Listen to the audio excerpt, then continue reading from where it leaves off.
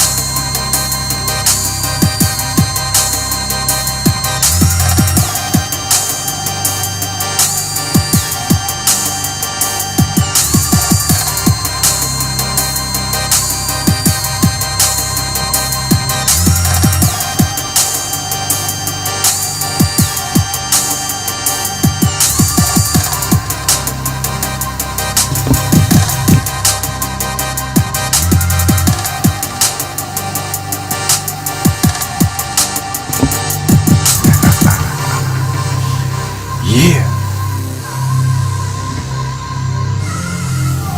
And we're back in the building. I see you, Walton KY. Dabu 7. Underground World News Live. Let's hope the mic's working right at the gate. Skeeby. Can't thank you enough for all the love, man. All the super chats. DJ, celebrating 13 months. Much love. John Boy, thank you for the quick feedback. Steely, legendary. I appreciate it to the fullest. Deanne, thank you so much. Space Cow, Mark, everybody. I seen somebody checking in from Vegas. Hopkinson, thank you. Thank you, Steve, for the many coffees. Thank you for the support more than you know. And DJ, thank you for gifting that membership as well there. Whoever got it, welcome to the underground. Everybody, thank you for the feedback. Yeah, I've got a lot going on. Crazy times. Gara, over there on Rumble, if you could shoot me your email, I'm going to mod you up. May not happen tonight, but shoot me an email. Let me know it's you. Thank you, Shadow Band. Good to see everybody. Lone Warrior. Everybody that shares the stream, thank you so much. Harm. D. White. Can't thank you enough for everything. He's always sharing information with me and the crew. And all the purebloods out there. Everyone keeping it real. Much love, salutes. And Yeah, we've got some things to cover here tonight. Gonna start off here. You could see some of the stuff in the headlines there, the title. Um, Start off here on the economic side, and as usual, work my way to the heavier stuff. We've got a lot of heavier stuff to dive into tonight, so I'm not going to spend a whole lot of time on the economic stuff down here. I'm just going to try to hit on some of these articles and push through, get to the bigger stuff here, because I know that's what we all want to tie into anyway. But all this is important, so I'm going to start off here with one I'm going to skip. And I'm just going to go to this next one because I think it affects more people and it's wild. A federal court has struck down a 158-year-old home distilling ban. So apparently, because of control back in the day, they put this law into place that was supposed to do many things, but amongst that, it basically banned the whole thing. And it wasn't initially designed to do it. What it was designed to do was make it to where they got a chunk out of anyone doing this, like taxing it. But that's not the case anymore. They're saying that Congress had improper means when trying to exercise their power to tax it. So a lot of people are like, wow, can make my moonshine, can do this, can do that. But look into the laws in your local area before you go getting in any trouble. But anytime they rescind or draw back something like this, strike down one of these bans or something that this shouldn't be on the books anyway. I think people should be free to do a lot of things out there that you shouldn't be licensed to go fishing, all these, hunt, all these things, these basic rights that you should have as a human. You should have a right to fish and to hunt for survival and it not be licensed, period. Now, it's a little bit different, I guess, you get in certain areas, but with the whole license thing. But yeah, there you go with that one tonight. President Trump facing renewed backlash. And this is not over what you think. Yeah, we're going to tear into the whole AI thing, as you can see, and that's huge. But like I said, I'm just getting started here in terms of the economic stuff. And let me tell you, there's a lot of people out there super unhappy with not just him, but his entire family. And as I've said before, it's like the gloves are off at this point. They got Trump in here to do all this dirty work. Okay? They had to wait a long time to get here. Okay, they planted the seeds in the first administration, and there were several things that they had to do. And Joe Biden, that whole thing was a part of it. They had to open a window where they flood people in here, and it was only going to be under the other side, you see. So they had to do that under 4 years, and then bring Trump in as supposedly, the savior, as they projected him to be, the Gentile Messiah. When, in fact, this last time, the gloves come off. This is what the whole thing was for. Roll out a police state, roll out AI, roll out the digital stuff, roll out it all, reset it all under him. That's what he's doing, and he cares not. He doesn't care about any of it. We're going to dive into a lot of aspects of this here tonight, but as far as his base, Trump's base was heavily fractured when the whole Epstein thing came out. Heavily, huge chunk went away. You could say a good quarter of the base fractured off right there. Then you had everything that went down with inflation and all this stuff that was going on. People not happy about that. It slowly trickled down more. His approval rating is like an all-time low. Then Mr. No New Wars really pissed people off and voted for him when he went starting wars and showed that he didn't care. He'd just go anywhere and everywhere and, oh, you're next and over here and I'll go take Greenland and all this. People are like, what in the world is going on? So that fractured his base even more. And then to top it all off, cherry on top, he pulls the move with the AI image today that just, it didn't sink the ship, but man, they're out in life rafts and everything else, man. Like that, like it's about there. It's about there.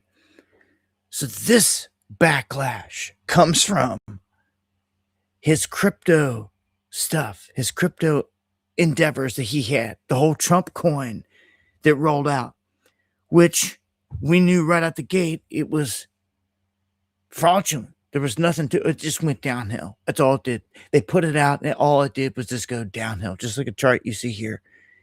They tried to keep it up in the air. That's how they always do with these pumps in these crap coins, so to speak. I call them a crap coin when they don't represent anything. Like if it represented themselves, and the people wanted it, it'd be a different story. But these guys pumped it all up. And thank you there, Jace Beasley. Thank you. And they not only did it with Trump coin, they did it twice. They double whammied everybody. They were like, oh, these people are stupid. Let's get them again. So, but that's what they did. They went ahead and they launched Melania. And there was all this talk that, you know, Barron was behind it and all, but you couldn't prove it. I think at the time, part of it, he was still underage. Doesn't mean he wasn't involved. The kid is he's not stupid, let's put it that way. And he seems to be involved in all these big moves. They suspect he's involved in a lot of these polymarket bets that are making huge moves, huge amounts of money. Gina Marie, thank you. God bless. Thank you for the super chat. So these things, I don't know. You know, they've got such a reach in everything else, like that. I don't. What this did is it opened the door for Trump to introduce blockchain to everybody that was like against it. Remember, he wrote an executive order against a CBDC because people were upset about this. So the same guy that wrote an executive order against the CBDC turned around and gave everybody tokens on blockchain, which is all they wanted to do anyway. They wanted to plant the seed. They wanted to warm everyone up to the blockchain and rip everybody off in the midst of it there, I guess. Look, they came out and were saying all types of stuff, but didn't do it. This has Eric Trump, Trump Jr., and Barron behind it largely. You know, you'll see a spike every now and then. It's not much different than any other off-the-wall coin out there that does the same thing, to be honest with you. It's what they've all done, for the most part. There has to be some kind of a utility, basically. You got to be able to spend it for the most part, is what I found, or else they're all going to die. And if you can't get a store to accept your currency, if you can't get the store to go accept your currency, which is going to be hard for like most of these projects, and it's not going to happen because it's not going to be regulated. But I'll tell you who is going to be accepted at every gas station, in every store, and that's your government's USDT digital. That's the trap here, man. It's always been the trap, and it's about to be set. All they got to do is hold the money hostage now. Now, people have a bit of a idea of what blockchain, what crypto is. Maybe people see that they got roosted by Trump with the whole executive order on the CBDC because he turned around and he gave you blockchain. He gave you blockchain. Why did people fear CBDC? Because of that exact reason. Most people probably couldn't even tell you why. They just heard us saying that it was a bad thing, and they went running off saying, "Oh, it's bad." They didn't even take the time, it seemed, to understand it. Well, we've been talking about it for so long. I think it's literally been almost a decade since I put out the Beast blockchain video, and people have had plenty of time to get educated on what's going on here. The reason that we don't like them having control of everything under a digital infrastructure is because they can track and trace everything. And see, like I said before, you can't even, most gas stations wouldn't even take gold or silver if you went in there because maybe some stores, but not most. And that's the issue that people are going to be in when our money gets held hostage. It's obvious. It's a very simple thing that they can pull off here, and they can just blame it on a handful of enemies. And have actually done it themselves. But at this stage of the game, the whole world is a stage. They're theaters of war, and these world leaders are in bed together. So they're like, "Oh, China did this and that." Well, it's no different than your government knowing about it anyway. Just like every other staged event. Anyhow, Trump has pissed off a lot of people just getting started here, and this has to do with Trump by name. Now, the IMF warning Iran in this war is going to slow down growth. It's going to raise inflation, which it's already done, and it's going to worsen food insecurity.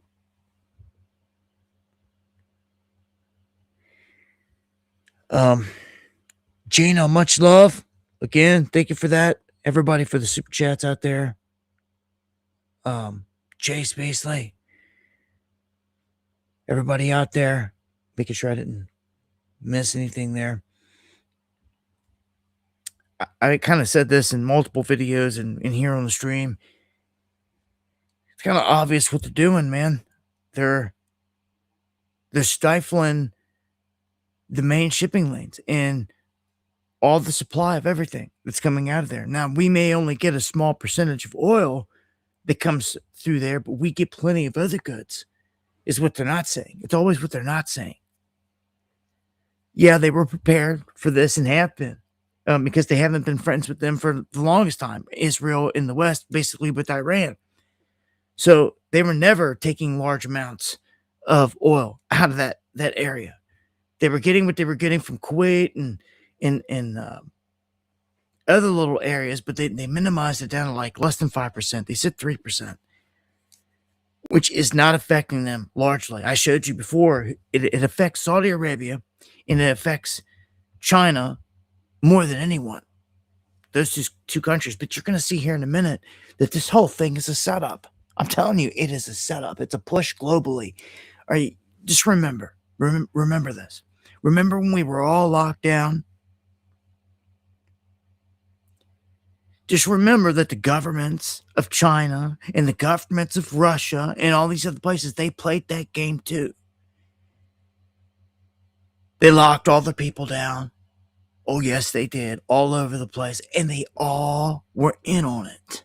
Now, if you can see that, if I can get you to see that, if I can get you to see that the whole world's a stage, that the world leaders are in bed together, and they had to be to orchestrate and pull off that whole event globally, then stay right there because it ain't over. Same cats at it again, pulling different strings, and this time it's a global economic reset. And Trump has even blatantly come out this week and telegraphed it in the open. The biggest global reset ever seen, massive, is basically they telegraph things. Even if they come out and they say that it means something else, just like he did with the AI image. They telegraph things, man. You got to get to know it. It's how they operate, and he don't care anymore. Like, the gloves are off. He's a wizard. He don't care if everyone sees it. Skeeby, thank you so much. And we'll move this next one. Car shopping websites report an uptick. This is what I want you to see. Now check this out. We know this is an energy scam. We know. We know it. They've already talked lockdowns again, energy lockdowns. And we've got places putting laws on books related to it, meaning they've already held meetings, they've already drawn up stuff. Meaning it's all part of a plan. Again, man, you need to see this. Just like the scam was. Okay? And they're rolling this out. So, what were we ever going to do about the V thing, right? Well, it seems that this plays right into it. And it doesn't have to work everywhere. It doesn't have to work in America. Maybe it will if they strain people enough. Maybe the pain here hasn't even begun yet in terms of the gas. But the car shopping websites report an uptick in EV interest following the gasoline price shock. You can see a spike that like higher than ever. Right there. Higher than ever. Because of this. So you see what it's done? It's ushered the herd toward EVs, even though majority of the people don't like them, don't want nothing to do with them. But now they're like, oh, whoa, whoa, whoa. You know, look what they're doing. Look what's happening. And they're scaring some people with this whole thing in this direction. Now, it's not just a one-off. Look at this. China's entire thing is set up for this. Their BYD introduces a 3.9 second 0 to 60 electric SUV with massive range. So timing is everything. And they just roll this out like boom. Like, okay, so you get all this interest flooding back this way for EV, and then they drop boom, just like this. And that's what they've done. So all the people in China got this getting dropped on them left and right, and a ton of people looking at the issue is like, and remember, we're not seeing China's news, but I'm going to tell you, we know what's going down by the numbers, the stuff that they can't hide.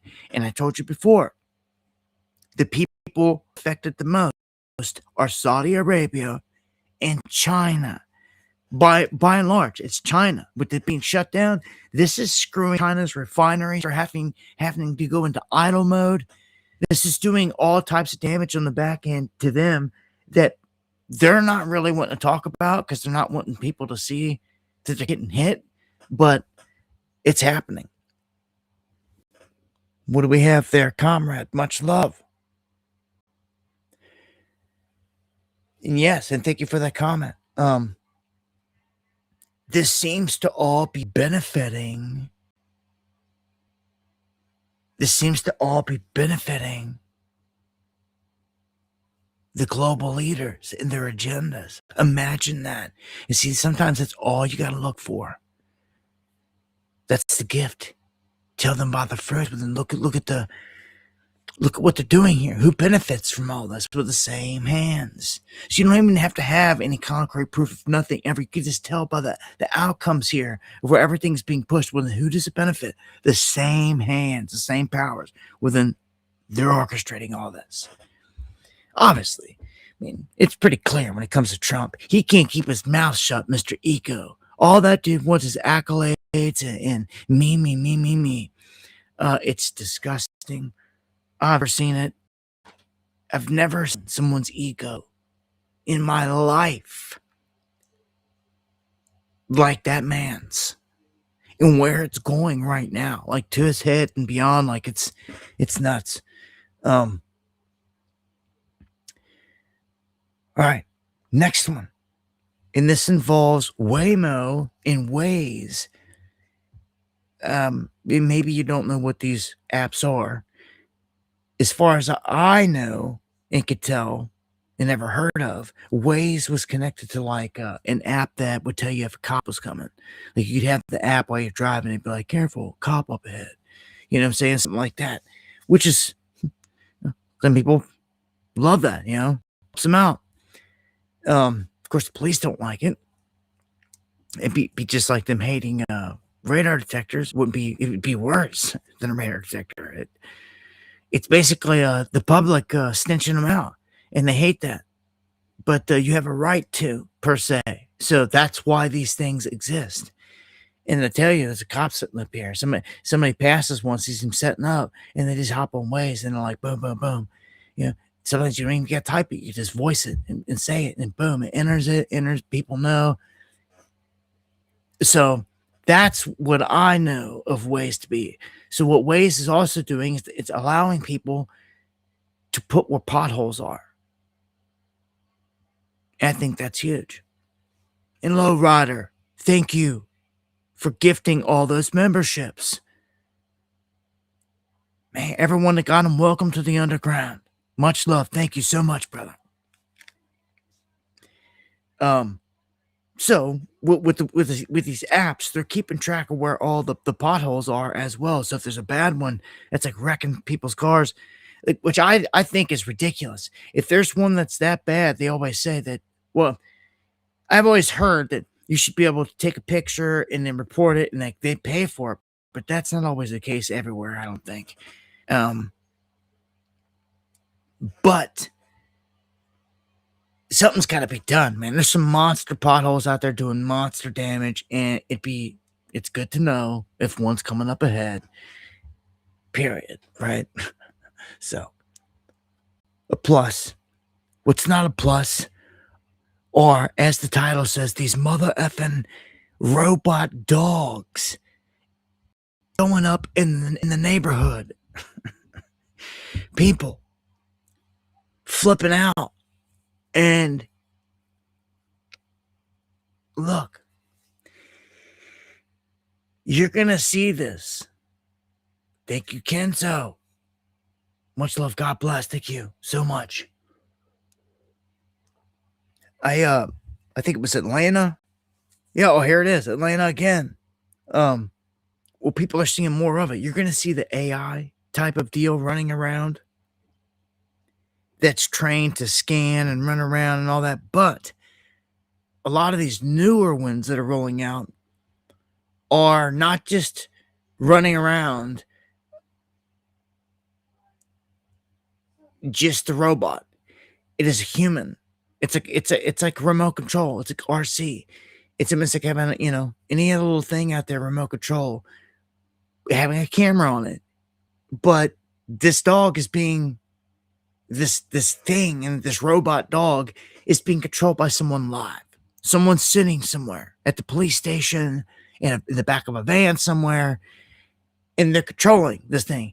And these people at first are shocked when they start to talk to it, and it starts talking back, engaging them, and you can tell where it can't hear them. There's it couldn't make out what they were saying for a second, and they were like, "What? What'd you say?" But you could tell this one is controlled by humans sitting somewhere, watching them. And then when they start talking back, the people are like, "Oh, wow," and it was they quickly become desensitized as soon as they feel like they're talking to a human, like they're interacting with a real human. As soon as they get that feeling, they let their guard down. It seems it's crazy, but there's a few F-bombs in this, as the title implies. So watch your ears. I'm going to run this clip so you can see what's going on. This is what people is seeing and reporting left and right. You're going to see more of it, but just remember, these are not always just robots with AI strolling. A lot of these are being controlled by humans. Now they got the motherfucking robot dog in the motherfucking hood patrolling the apartment. What the fuck type of AI shit it is? What the fuck? He look like he finna bite your ass. Excuse me. Yo. Hello? Oh, baby, they what? How are you? Where are you at? I'm good. This a person on it. So, what y'all got the robot dog in here for? To watch the people so they don't take. Sorry. So we're actually the robotic security dog here. So what y'all got to tell us? Huh? Everything is being monitored and recorded. Hi. Hi. You see what I'm saying? See how they're laughing, taking pictures. Now they're all cool with it. They were flipping out, cussing, winking out, blah, blah, blah. But now that this humans talk to them through it, they're like, "Oh, let's take pictures, and they're all cool with it. The next time they see it out there, they're not going to do this. they're not going to flip out, unless it comes, rolling up on them or something maybe. But I don't know, man. This is like, if this is the cops or security, I mean, it's no different than a human security rolling up. I mean, the eyes and ears are there. And I'm going to say even more. You could try to hide from a human like in the dark and get away with it. This thing, with all of its infrared abilities and everything else, be able to see in the dark, thermal, you're not going to be able to do that. And these things can be equipped high tech where they can pick up heartbeats. It can hear your heartbeat, 100 feet away, hiding in the bush, it can hear it and then see you. I mean, you really got to think. Look, I got a clip over here that's going to blow your mind. You think that these things, and somebody was, I got a lot of comments, but somebody was like, some oil on the ground and this and that to try to stop these bots. You're going to need a little bit more than that. The boa, what is it called?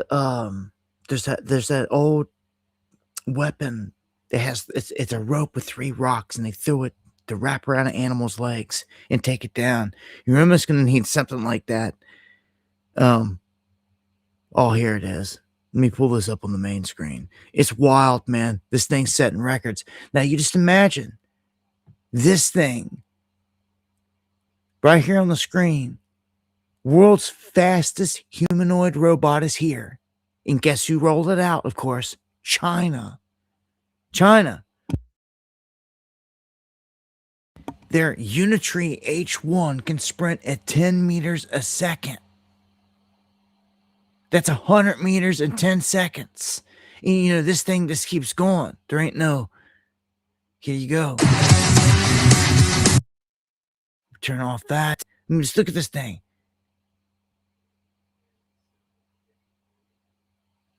Cooking. Right on by. It's cooking. It's cooking.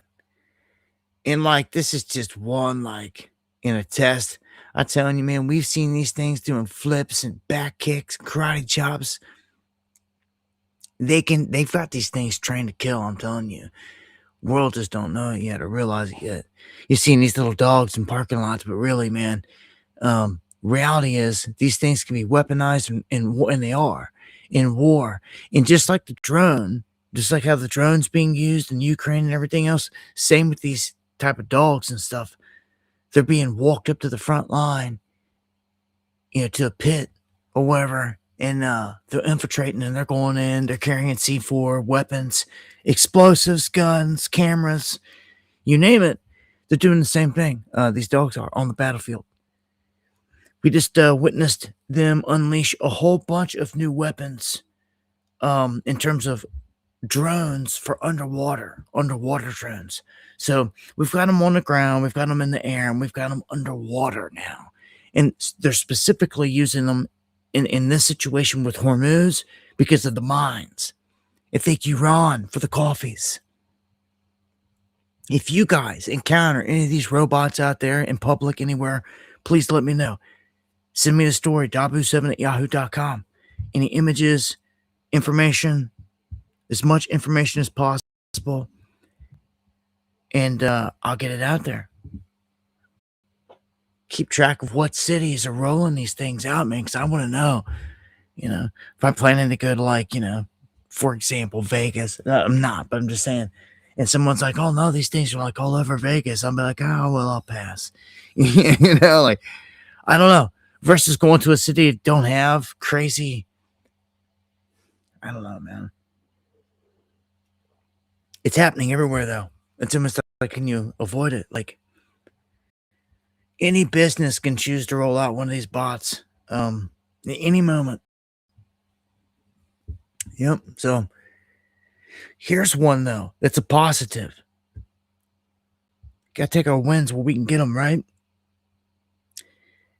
Half of U.S. data centers that are scheduled to start this year in 2026 will be canceled or delayed. there's been huge uproar from communities, and it's been largely because of, I don't know if you remember the clip. I played one here on the show.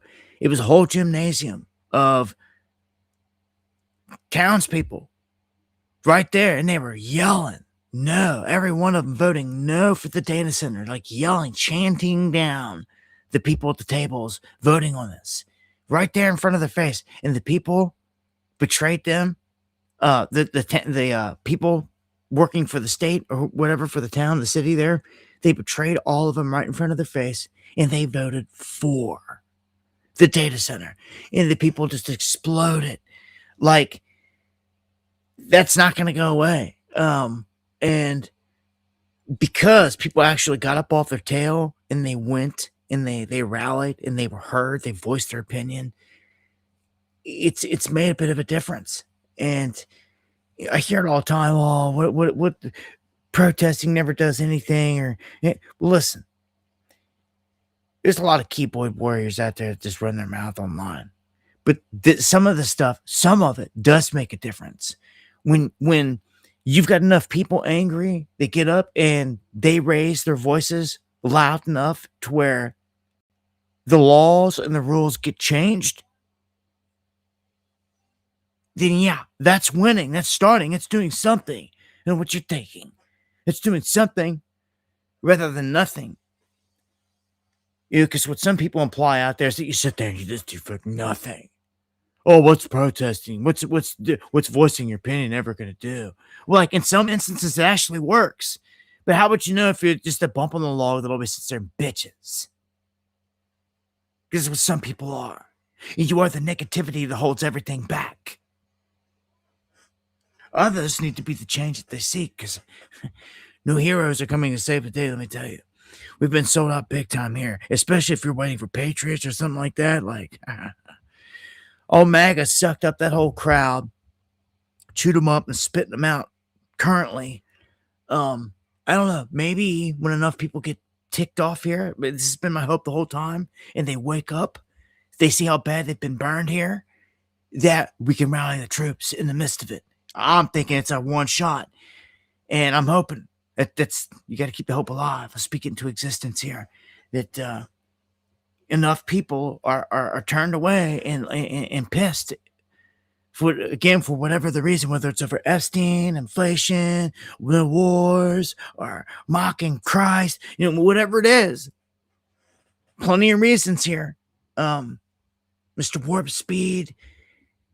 We can go on and on. Anyhow, their data centers are getting shut down, and this is a victory. You got to take them where you get them. When the people rise to the occasion and you stop something from going down like this, it's huge. Now, every person's different, and like here in Kentucky, there was several family members, I think of one family, they were offered like tens of millions, and they were like, no. And they flat out said that, like, it's not just about me. This is about all my neighbors, my friends, my family, my community. Like, I'm letting them down. Everything. Like, people have hearts still, and like care about all of them rather than saying screw them all. I'm just gonna take the money and run.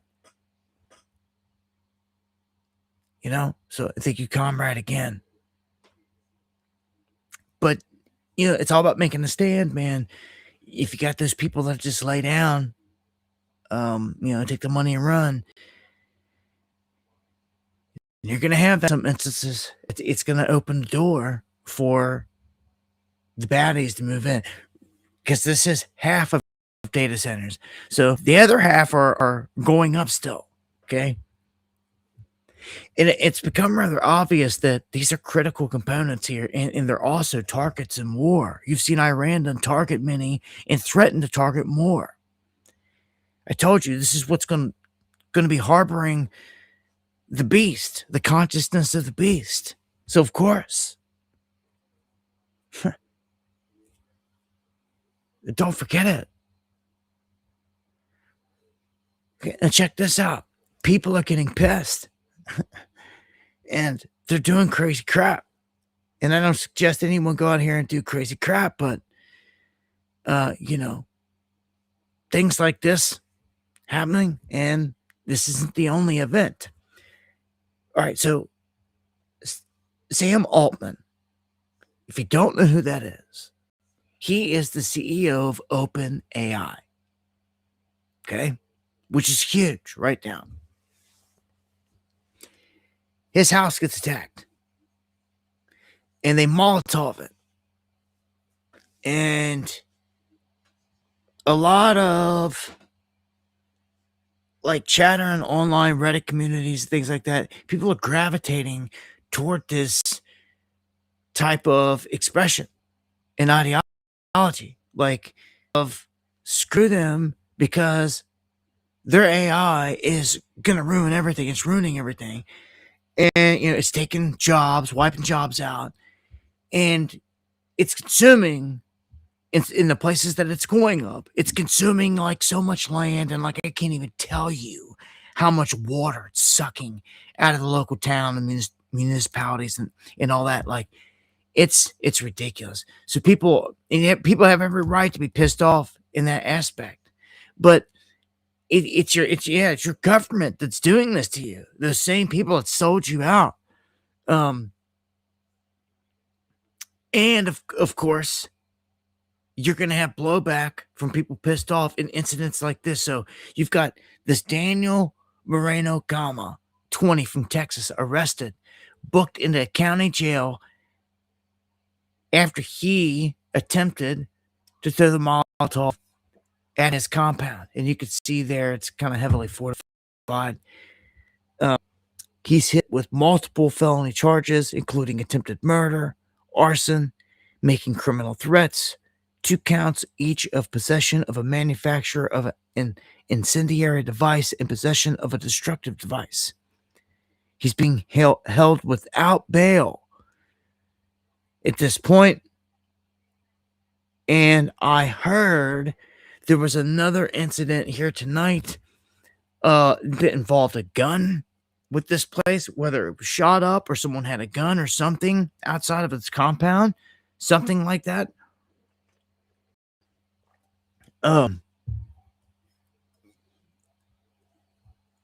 It shows that people are not happy in doing crazy things, right? So already, just imagine. Now, we don't want this place to bust in the Civil War, man. No, we don't. But I tell you something.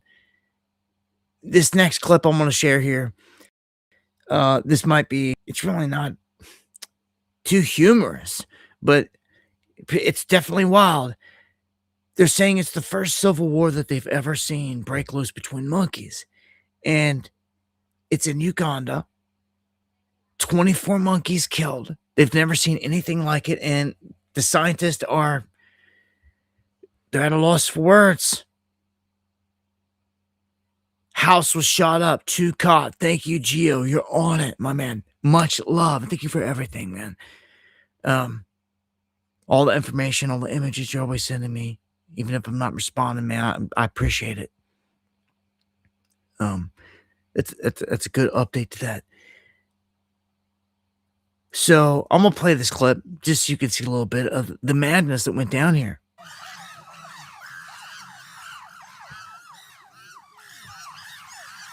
I mean, you wouldn't want to get caught in that. Watch these guys, man. Watch them. Watch how they move. Watch it.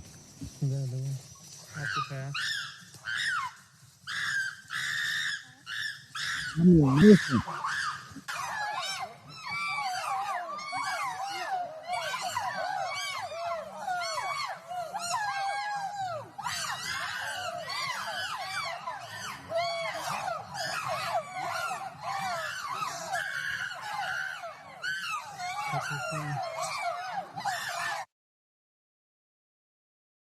Yeah, I don't know, man. It's pretty crazy. Everybody pissed off out there, even the monkeys. All right, so we've got at least 6 people shot in a mass shooting by a group of masked gunmen at a New Jersey Chick-fil-A. Some video here connected to this. If you guys have anything related to any of these stories, let me know. Much love, AC. Everyone out there. Busy town where police respond to a shooting at a busy fast food restaurant. Good evening, I'm Alan Devlin. Thank you for joining us here tonight. Police are releasing few details about the violence that broke out just before 9 tonight, but we do know now police responded to reports of a shooting at the Chick-fil-A on Route 22 in Union Township, and officers are still on scene trying to determine exactly what happened.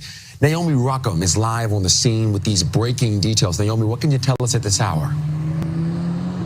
Well, Alan, right now there is still a large police presence out here, several police vehicles and officers who are going in and outside of this Chick-fil-A. We can tell you that officers here responded to a shooting, and that's what led up to the scene you can see here behind us. Traffic now down to just one lane as police continue their investigation, which has now been going on for hours. Radio chatter describes the potential injuries out here. I've got an unconscious witness. I've got one shot in the face, and I believe 2 in the leg. Wow. Again, we are still waiting for police to confirm more details, but I did speak to a man at a nearby restaurant who told me his girlfriend works inside. According to the girlfriend, she says a group of men came into the store and went directly behind the counter where they fired multiple shots. Police on scene have not confirmed any of this information, but another person who we spoke to is a Lyft driver who was driving by and heard the gunfire. He came back to see what happened, and this is what he told us. I feeling like a trip in Lyft. What did you hear? Like a shot. When you were just driving by in your Lyft car? Yeah. Another family member who has been out here waiting for their family to come out, who's still inside the building, told us that there was some sort of altercation inside and that a couple people who were shot were employees at this Chick-fil-A. Now they've boarded up and closed off, so you can't really see inside. But earlier this evening, we could see the employees inside speaking with officers. Again, we are still waiting for more details on any injuries and what exactly happened out here tonight. So that's what happened there. People out eating Chick-fil-A. This one, we've got a TikToker saying that having a grass lawn is racist and based in white supremacy. I can't stop thinking about how grass lawns are racist and like based in white supremacy. Oh my gosh. If that doesn't make sense, that's okay, I guess. It seems really obvious to me. I can't take so many people. Here's one where an axe-wielding man attacks a U.S. military C-130 cargo plane at the airport in Ireland. Now, there's some stuff going down. I think I got another report here lined up down the line up here connected to Ireland. But this guy, you'll see him. Oh, he broke into it and he climbs up on the wing. I think he's got a hammer and he's hammering on the wing of this plane. He's hammering the fucking wing. Developments. Still hammering the wing. Made multiple dents now. Several dents. I mean, like, look, he wasn't shot. Like, I mean, what people do? People just go climbing on military stuff with no consequence. I mean, there's a tower right there. Nobody's going there, man. He got caught. He went down.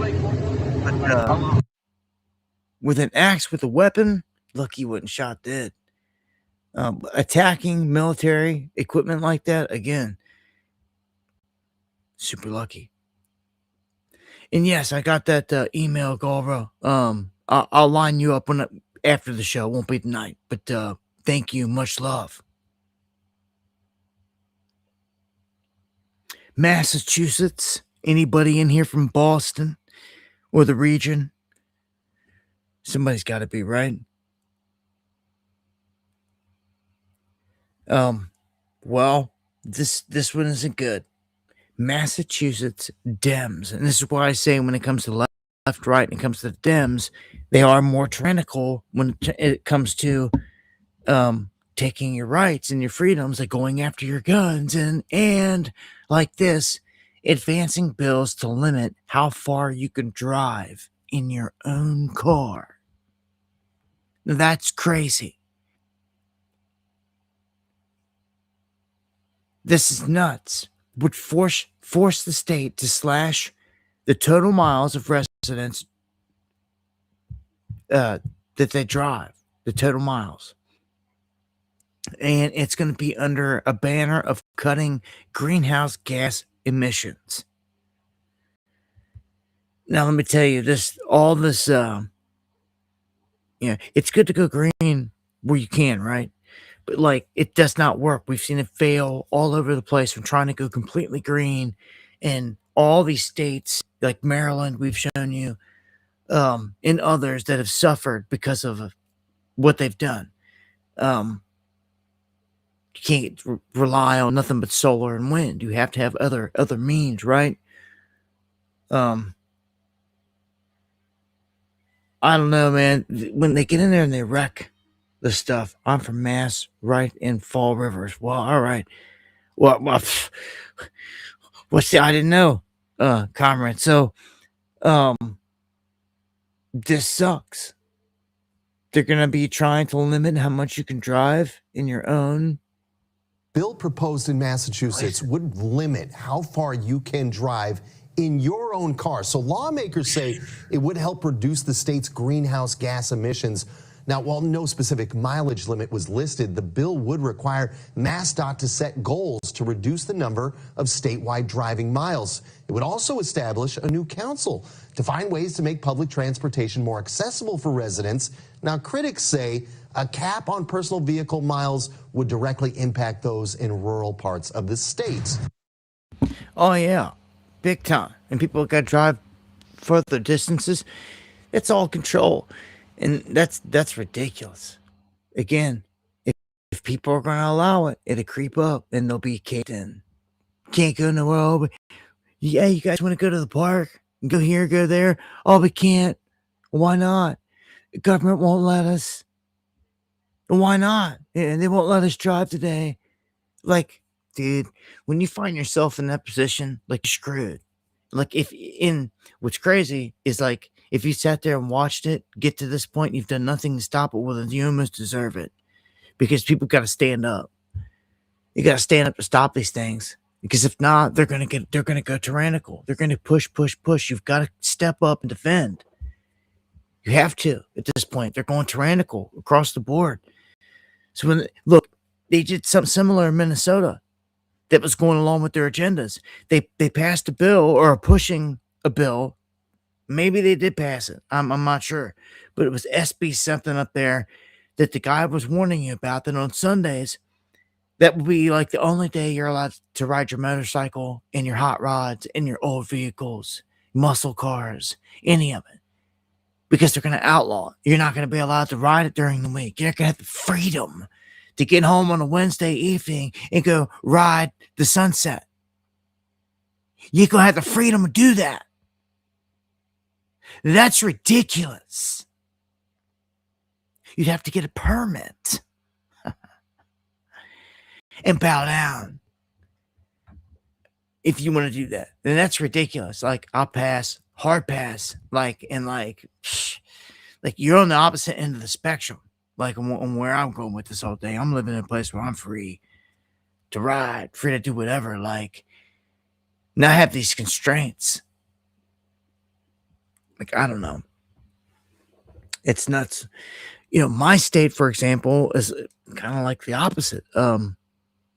They told all the climate clowns, get out. And even the banks, they even told JP Morgan Chase, all of them, that if you want to play that game, the climate game, get out. And JP Morgan and company, they actually left the climate agreements just to stay. See, again, that's the power. If you actually make a move and you stand your ground, you can make a change. It's not just all of what they say. You have to have a backbone. You have to stand up. Gotta let them hang. So, TPUSA reporter here, and I'm not all for this whole Turning Point USA thing, because the deception tied into it, and we've talked about that before, but I'm not going to dive down that. I'm not going to dive down that rabbit hole there, but I want to point this out though, because you should be able to go out here and do journalism. You hit the streets and report on, like, anybody out there should be able to safely go out and exercise their right and not have to worry about it. But the reality is, it can get brutal out there. I mean, you've seen in my streams out there madness over the years. I've got chaos caught in my streams. I mean, I go on and on and on about it, but like coming out with just straight up, I don't know, assault behavior, like assaults, like on women, and like just when you outnumber the woman 5-1, it's like disgusting. And like these people that did this, they attacked Susana Hernandez here. I think it's this clip. Or Savannah Hernandez. I think it's this one. Let me see here.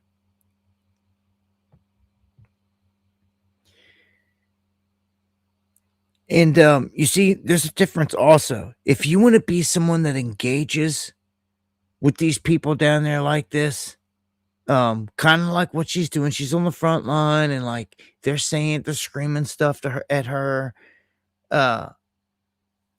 There's people getting in her face, and like she's got hands on, like just put hands in that person's face. This is when it starts getting physical like this. It usually escalates into something, and it does here in this situation. What you had multiple people, shoving her, throwing her to the ground. I think they broke her glasses, and I seen a grown ass man, like there goes the scuffle, like right there. There goes the first throwdown. And now the whole crowd gets fired up because that's how it works. As soon as the crowd sees something like this happens, it can become a jumping. And see, there she goes down to the ground again. They shoved it. That was a grown ass man. From a different angle, you'll see. Look, they're jumping her. This grown ass men jumping on. This is insane. Like, where are the real men? Like, you know, a woman getting swung on there, like dudes are standing there with cameras and stuff, like that's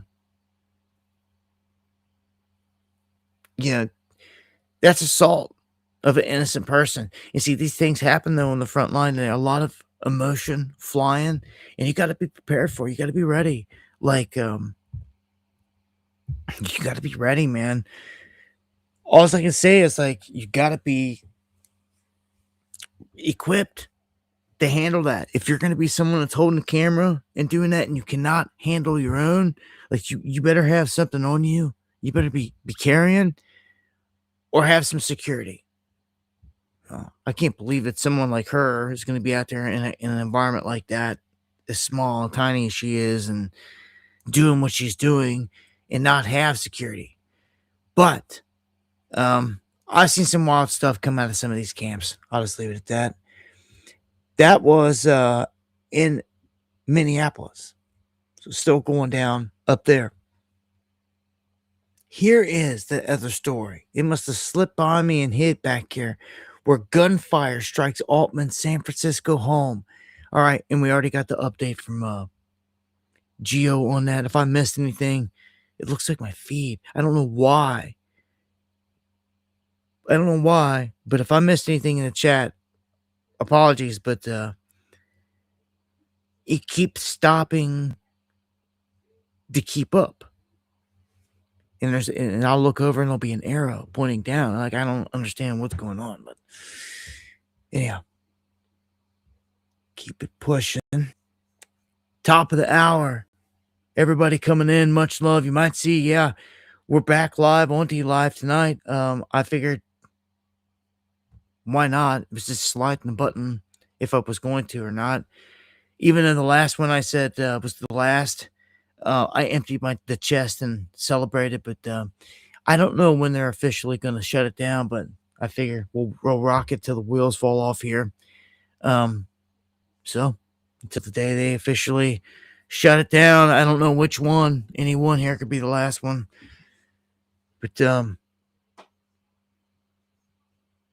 much love, Kev Bar.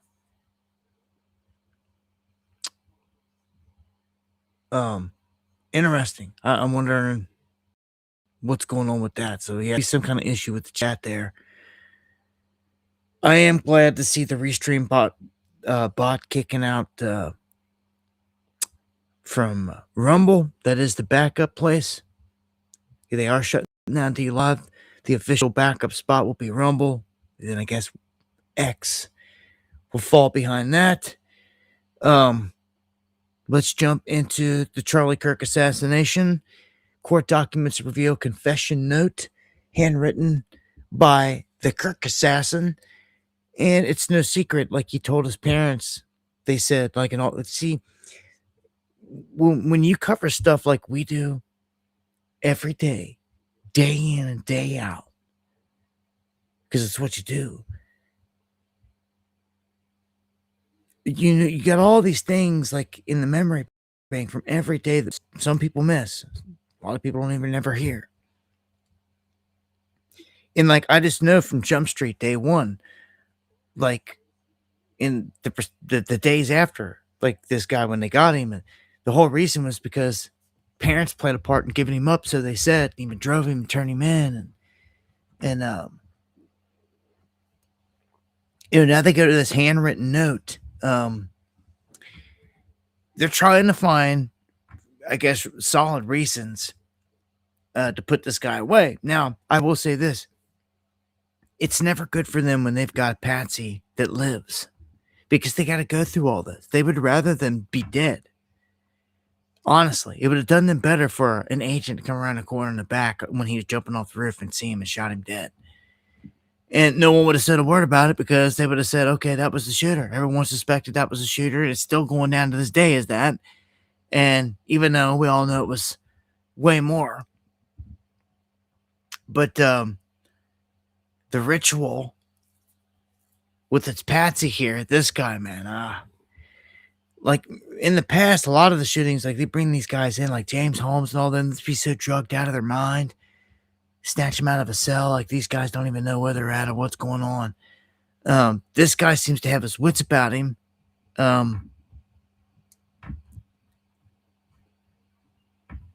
It's an interesting one here to see where this goes. They try to portray some of these guys just like Luigi that shot the CEO, whatever. They try to portray them as heroes, from the other side, in all this other stuff. Remember, there was sick people when Charlie Kirk got, there was people like that instantly. You seen the demon in some dudes out there. They instantly jumped up like, yeah. Like what? Like, dude, like who celebrates that? You just watch someone get blown away right in front of you and you jumped up like, hell yeah. Like what? Like, you're an ate up dude. Like, I ain't trying to see that happen to no one. And someone celebrating that, it's just, can you tell them about the fruits, man?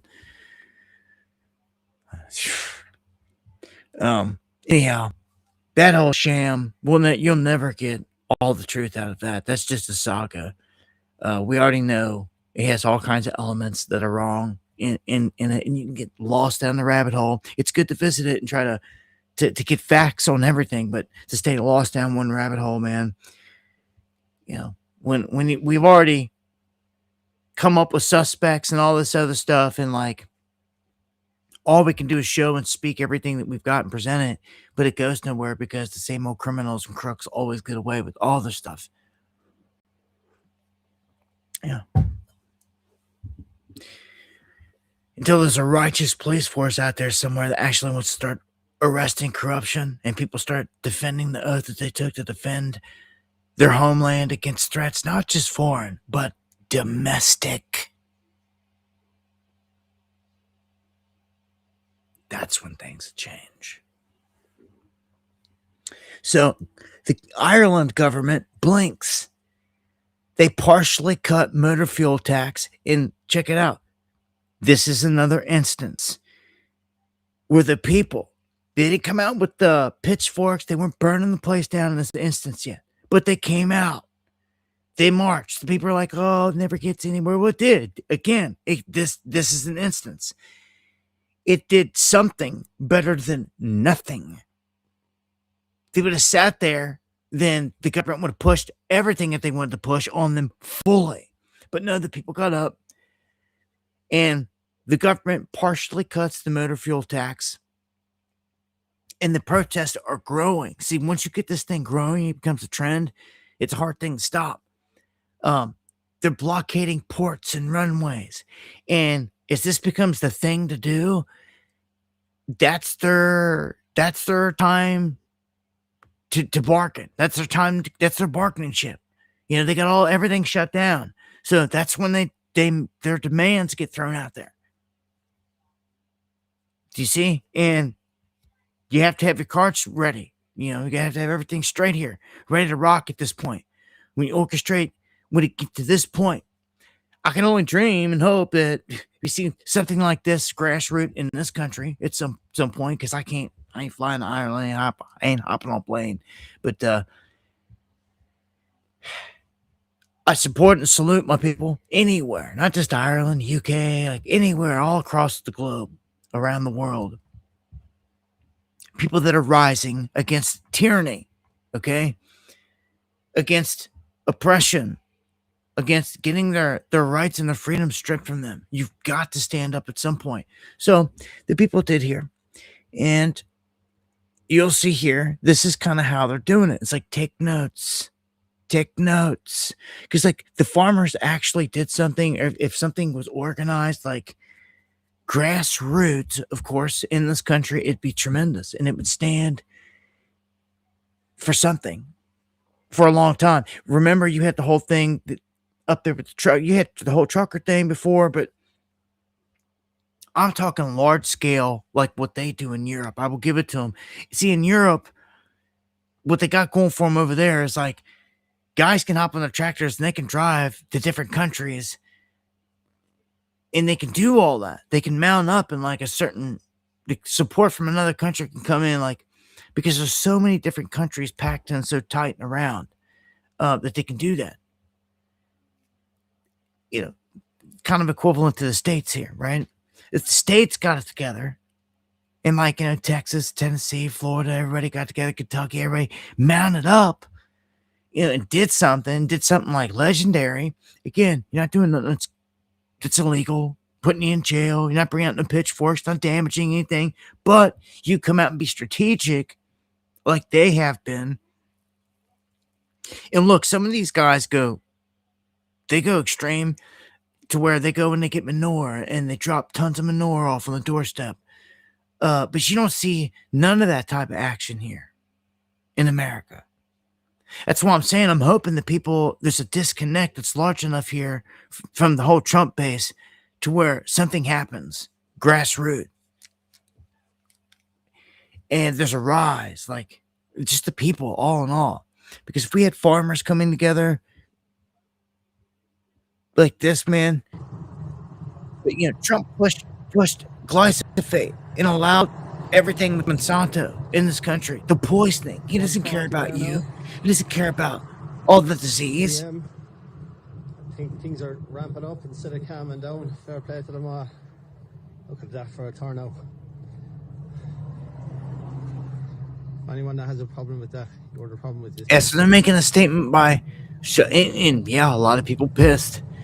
But for the people that are sitting there that understand why this is going on, you know, they're not, they're trying to get home from work or this and that or blah, blah, blah. But at some point, man, some moves have to be made. I don't know. I salute any again, them making moves stop the government from implementing what they were trying to do full scale. They got to cut in half. So it's better than nothing. I think the fight's going to continue there. Let's go to our own country here and jump into the politics. Swalwell accused of sexual misconduct, and he's out. I'll just go ahead and say that. Is a former comment from Eric Swalwell pertaining to Justice Kavanaugh. And as I mentioned, there is a standard, innocent until proven guilty. Everyone deserves an investigation. But with Kavanaugh, he had a much different perspective. Listen to this. For Brett Kavanaugh's sake, if he is innocent, I hope tomorrow he opens his statement and says, you know what? Bring in all the victims, allow them to be heard, allow them to be questioned. That will clear his name if he's indeed innocent. So should the victims be given a platform in Congress or somewhere to speak? You know what? I actually am publicly calling for those victims to present my office and other offices with information, because shortly after they came forward with these allegations, his attorney sent cease and desist. He then made that public video. And I do believe that unless they present the evidence to us directly, he's going to try to use his money that he fundraised off of for his gubernatorial to try to fight them out in court. But ultimately, yes, they deserve a platform. They deserve to be heard. You heard what Flotus actually just said recently, even regarding the Jeffrey Epstein victim. So I believe that this is the same standard of transparency that's needed. And ultimately, I hate having to be kind of the hall monitor of Congress, if you will, but it's gotten really bad, Kaylee. I can also share that at the end of the month, Sheila McCormick, the Democrat that stole $5 million of FEMA funds, is going to be brought up on a motion to expel. So if she does not resign beforehand, we will expel her. But Eric has an option. I'm going to bring this vote next week. If Democrats want to protect this type of garbage, I wouldn't recommend it, but they're going to be put on the board for that. I'm tired of this. I'm not going to serve with these sexual deviants. That's not what Congress is all about. And I think that we need to focus on the business of the American people, and it doesn't include this stuff. So let's get rid of them. Swalwell is gone. He resigns from Congress amid all these allegations. And if you don't know, I mean, this guy's been caught with hookers. This is the guy that was caught with the Chinese spy in the whole bang talk came up. This is the guy. Well, here they finally, it looks like he's out. But there was a video, this recent video of him with like hookers in a hotel, sitting on a bed, and he's trying to kiss all over them, and he's busted, and they got him. So he just went ahead and, I mean, and we've got something similar here. You might recall the story of the young woman that took her life because she was having an affair or said she was sleeping with Rep. Tony Gonzalez. Well, Gonzalez announces his retirement from Congress. He faces expulsion over the affair with the staffer who took her own life. So, Gandhi, those two. This is a crazy one. A 14-year-old kid is running for the governor of Vermont, and he will appear on the general election ballot. Yeah. Check this out. He isn't even old enough to vote, but our next guest is making history by launching a run for Vermont governor at just 14 years old. Dean Roy says that he wants to see real change for his generation, and he joins us now to explain how he's going to make it happen. Good morning, Dean. Thank you for joining us. Talk to us about your platform that you're running on. Yeah, so the platform that I'm running on mainly is focusing on housing, energy, healthcare, and education. For housing, it's mainly revolving around deregulating in regards to Act 250 and increasing taxes on short-term rentals, which are a very prominent problem in Vermont. For energy, it's nuclear power. If we were to reopen a nuclear power plant, we would secure energy independence. And for education and healthcare, it's auditing those systems, which are very inefficient in Vermont, and making sure that we get them to be efficient once again, and make sure that they're at this standard where Vermonters can both afford them and can lower their tax bill. So kids, 14, just showing you, and they're letting him. So it's like, what happens if he wins? I'm gonna tell you, they'll let him run. I mean, it depends. If he's coming with more game than the local backstabbing politician, why not give him a chance? We're gonna hurt. Maybe you better get in his ear. You, the people, locals, like better get in this kid's ear. Because the moment that maybe it's already done though. I don't know anything about this kid's background. Like, moment that the hand gets a hold of him, left, right, whatever, it's over. He's sucked into the whole thing. He needs to be independent, grassroots, and stay that way. The whole upcoming. And there needs to be a support structure for that, but there's nothing here in this country. That's ridiculous. That's why someone like him that comes up that could be promising will get sucked up by the beast, because we're doing nothing out here. There's no independent, nothing. There's no major push. And you know that even if you tried for something independent, they've already showed their hand. They would try to make a push for the independent party for like control of candidates. I mean, Trump says it all the time. I'll primary you. He's just spending money, throwing money at countering whoever he don't like. I mean, that is Kev Barr. Kind of blows me away. It makes me wonder what it's like in every state, but yeah, that's what's happening. Hillary Clinton now trashing Vance, saying that the negotiations fell through. I'll play this clip here, talking to Morning Joe and his... Joe, let me just say this.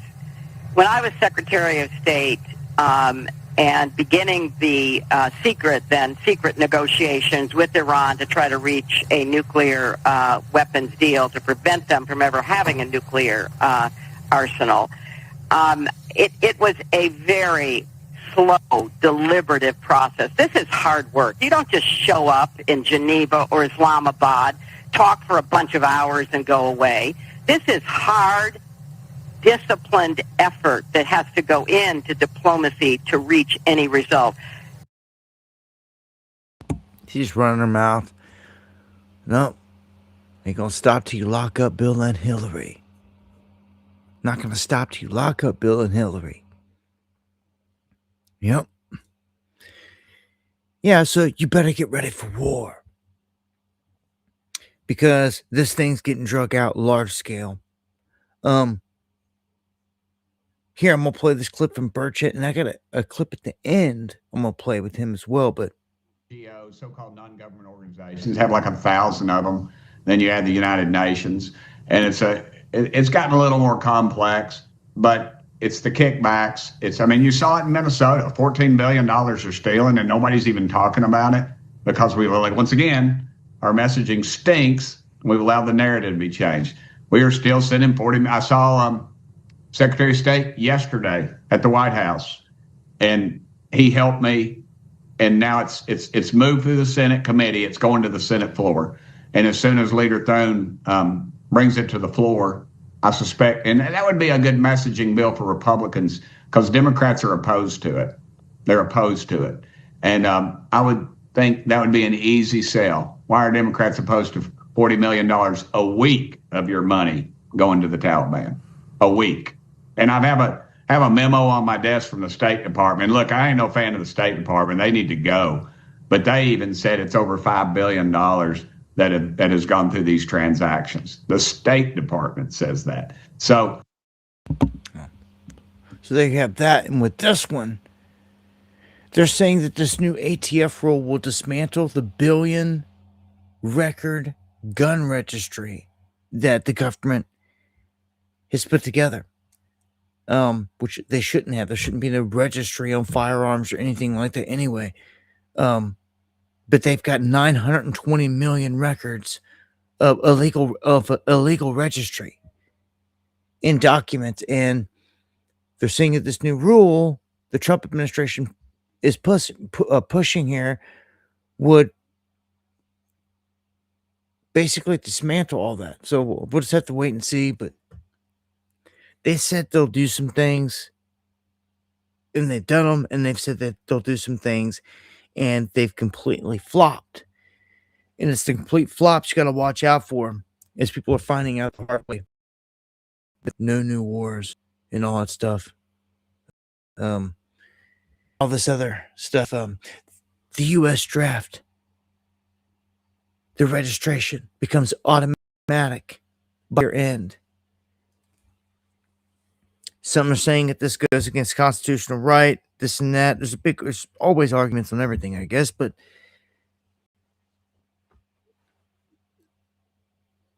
the automation of this in the process, some people are up in arms about, and some saying that this shows that they're gearing up to do something. They're gearing up to do something. Well, it's obvious this guy's going to war all over the place. Now they're ready to start sending. They've showed you with this whole Iran thing. You've got Marines, your sons and daughters. People are already dying. It's crazy. The majority of the people dying were coming from my state. This is until people start to care, until it affects them again. They're going to be like, all right, if you people don't want to say nothing, we're going to start making you automatic draft your sons and daughters. And yeah, that'll be the next thing they're going to try for. And they're going to send them off to get slaughtered. All right. I don't think so. Somewhere, somebody's got to put up a fight and defend. So Congress has returned from recess. That's right. They've been on recess this whole time on vacation. And they've got a list of things to do. So DHS has been shut down forever at a record amount. Can you believe they were allowed to go on this vacation and keep DHS shut down? I'm really surprised that like nothing major, massive in terms of an attack has not happened yet.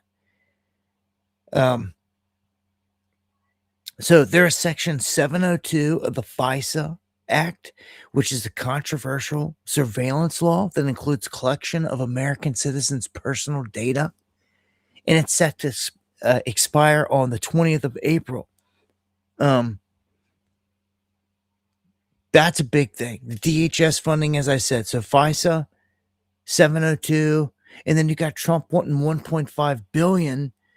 Well, no, 1.5 trillion in total for war, which is crazy.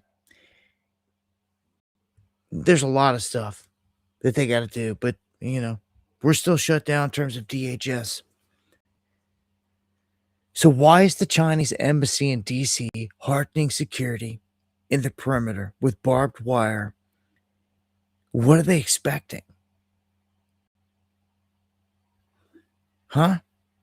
A wall, a block of iron fence. You can see the photos here. People working, putting a barbed wire, razor wire on top of these fences that are spiked at the top. Like, dude, like, what are they doing? What are they up to? Like, what are they getting ready for? Like, we know the Chinese are in here all over the place. And our own government's telling us that they're the enemy and they're in our infrastructure. They're hacking into everything. Like, well, okay. I say it all the time. They got property right next to our military bases, and yet they never go there. They never run them out. They never kick them out. They never do nothing. Instead, I got stories like this where, oh, they're just fine setting up shop at their embassy. And not only that, they're securing it like they're getting ready to go to war right here in our own country. I mean, didn't it raise eyebrows? Why all of a sudden are you securing these facilities like this? And it makes me wonder if more places are going to be set up like this. If you see any of the Chinese places, like I've heard some states got an influx of these little farms that are being operated by Chinese.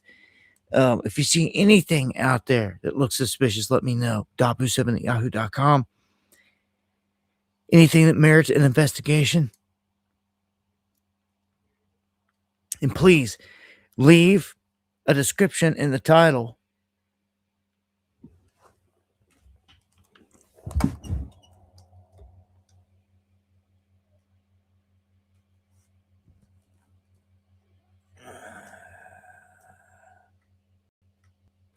Right. Sorry about that right there. Trump reportedly planning mass pardons. This is this isn't to it doesn't surprise me, but oh my gosh, like they're lining up and like people are looking to get pardoned. Just for nothing. Like, give me a pardon. Like what for? Like just in case, just in case, it's just in case what? Like, well, if he's giving them a pardon, they're all part of the club. But if like Lutnick came to him like, yeah, man, give me a pardon, he gave him a pardon. People are gonna be like, for what? What'd he do? But it would obviously be for anyone trying to come after him for anything Epstein related, anything like that. But mass pardons. So they were just talking about trying to get P. Diddy off the hook, like big time, for real. And TMZ, the main dude there, was saying that they're talking about like, this and that, blah blah blah, all this crap that P. Diddy could get cut loose. And I done told you, he'll be out before Trump is out of office, and he'll catch a pardon. Look, they're already talking about mass pardons. He's got years to go yet. You usually don't hear about this till right at the very end. People start lining up. Like I remember Kim Kardashian and all them. They were all lined up to get people out of prison, all this stuff the last time. And you better bet that this time people are going to be doing everything that they can to get that pardon. Guys like Steve Bannon, anybody that the other side's going to try to turn and try to come after, potentially for anything. Because you don't think they're not going to use all the same laws Trump just put in place against? Oh yeah, this is where it all comes out in the wash. When the Dems get in there, because they're going to install one at some point, and they're just going to give it to you, whether you like it or not, just like it did with Biden. And what is anyone going to do about it? Because nobody does anything. And when they do this, they're going to then be able to turn the tables, just like if Biden was in there, and they can better use every law that Trump put on the books to go after Antifa on the left, and they're going to go after MAGA, and it's going to be the witch hunt of hunts. And it's going to be their supreme leader that sold them out, that actually put the law in the books that was used to hunt them down. And because they want to be idiots with their head in the sand and not see things clearly, they'll pay. Damage has already been done in terms of all this. Like I said, pardons, it's a mafia. This whole thing is mafia, and it's all mafia as far as I can tell. Let's go to France real quick and go around the globe. France, their gig economy built on migrant labor. 99% of the delivery drivers are migrants. Riders are foreign born. 2/3 are illegal. So just imagine trying to get Uber Eats or anything delivered in France. They're telling you right now, it's more than likely going to be an illegal. And you have no clue. Do you want someone like that? An illegal. I mean, they can be murderers, rapists. You have no idea. No one's been verified, checked. There's no accountability for nothing. They could be, wiping their ass with their food. And like, you have no idea. Like, I don't trust none of that. I don't trust none of it. I'm sorry. I just don't. It just don't, especially when it comes to food that you're going to consume. Like, get your lazy ass up or walk or figure out something else. Or you better have a trusted driver is what I suggest. Better not just be some any old whoever. But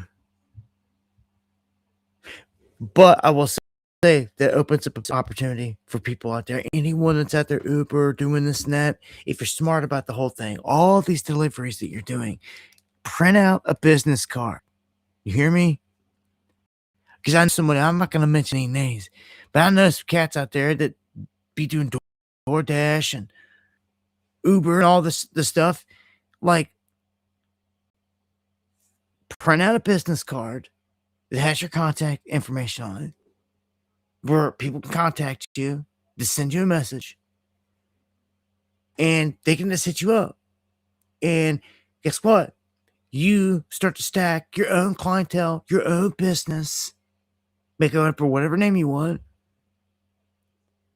and it's over. Like, then you're building over time. You're going to build all these places. Use the advantage of DoorDash and all these places of connecting you with all these people, and build your clientele and build up your own. Then these people are contacting you direct, and you cut out the middleman. You cut out the people. You create your own. You see what I'm saying?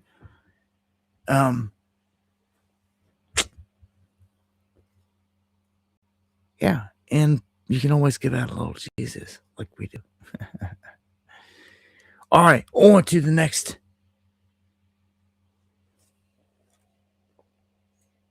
The next bit of European news here. We have Orban conceding. Apparently, everyone was expecting this guy to win in Hungary, and he loses. So this is a big blow to them. ISIS calls on Muslims to murder the UK's Tommy Robinson. And this is, to me, because I've been, it's me. I've been doing this a long time. I know these characters. When I say characters, these are people that are part of the game. The shells. They're in it. They're playing a role, is what they're doing to the public. They come in all different shapes and sizes. And it doesn't even matter if someone does a little prison stint or whatever. Like, a lot of the time, they're still a shell. At times, I don't even know if they actually do the prison stint. Just like with Bannon. Come out all tanned up and all this other stuff. Like, I don't know. It just didn't make any sense. Tommy Robinson is not even this man's real name. And I've always suspected him as being a plant. We could start with him, flaunting shirts that say Mossad and everything else. In his direct connections to them in Israel and everything else. And like, we know it, like, it's known. He is a figure. He fills a void. If he wasn't there, you need someone there. He's not the leader of everything there, but he is the leader, like a freedom fighter, so to speak, on the stage for a large group of people in the UK, right? And he goes against, certain things. He's got his own ideology, and they've locked him up on some stints. But just because of that, I've never found trust in him. I'll just put it that way. Okay? I've never found trust in him or him to be righteous in anything with him. Okay? There's a ton of righteous people. And we got Crown Jewels right there in the chat. Controlled opposition. He'll school you. He'll tell you the whole roots of all of it.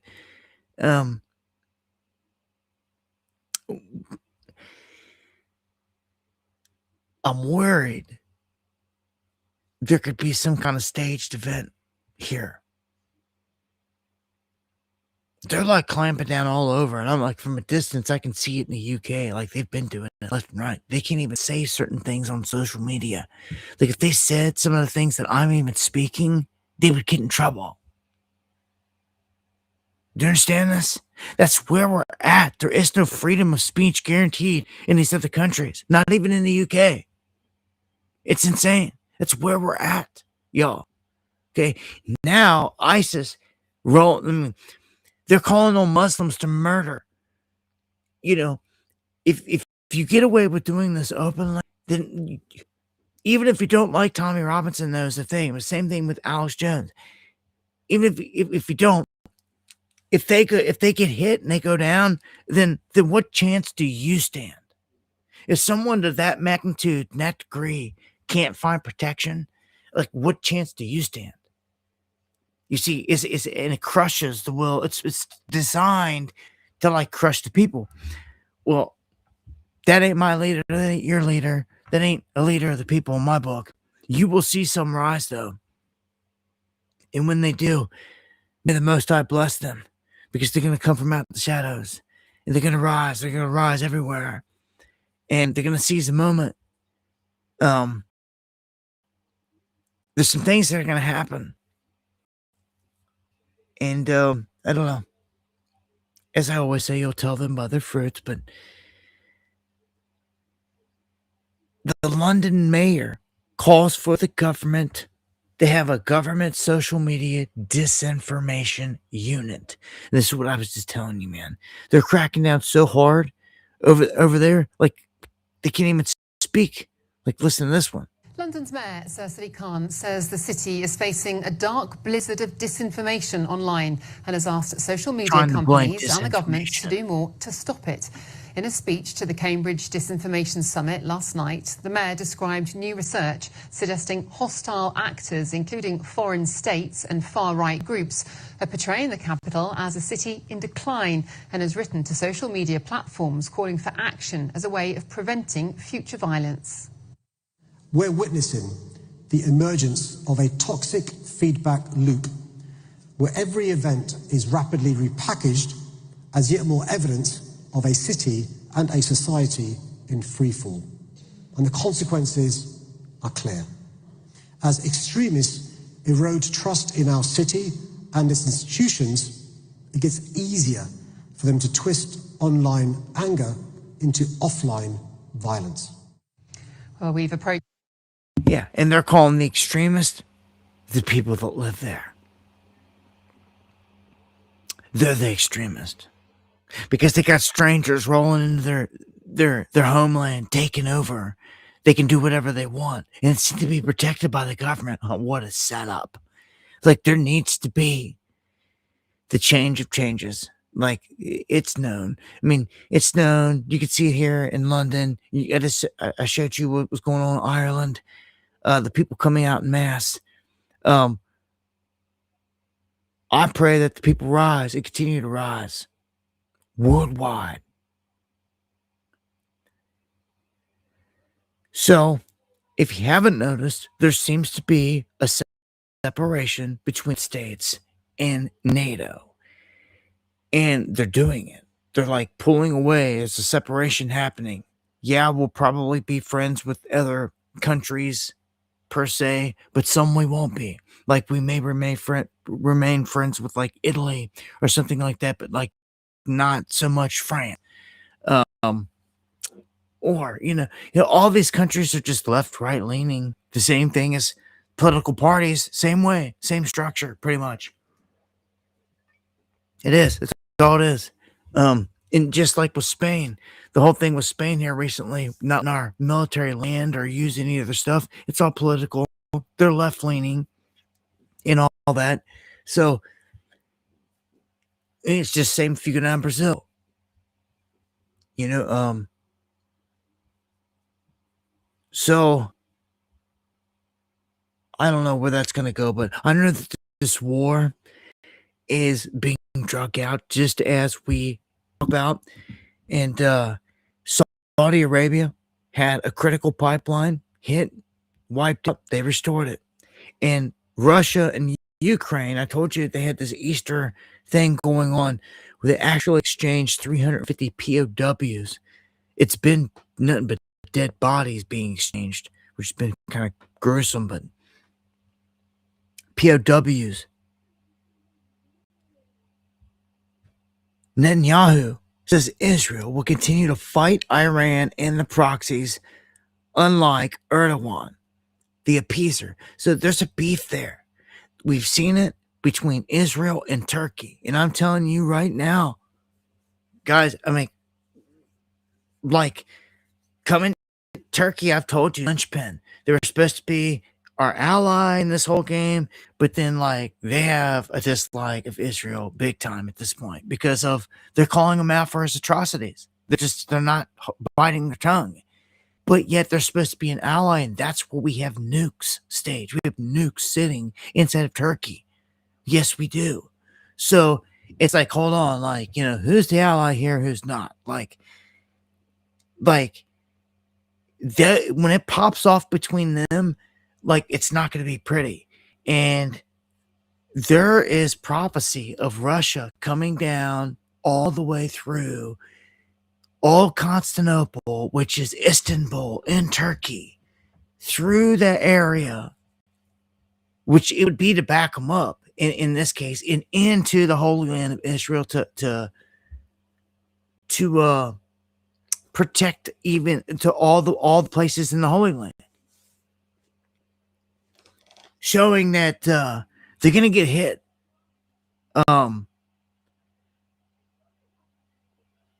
What's crazy is, like, think about it. These nuts, and you already know this, they're using Revelation, they're using the end times as a playbook because they believe in creating a bunch of these events that will usher in the end time in their Messiah.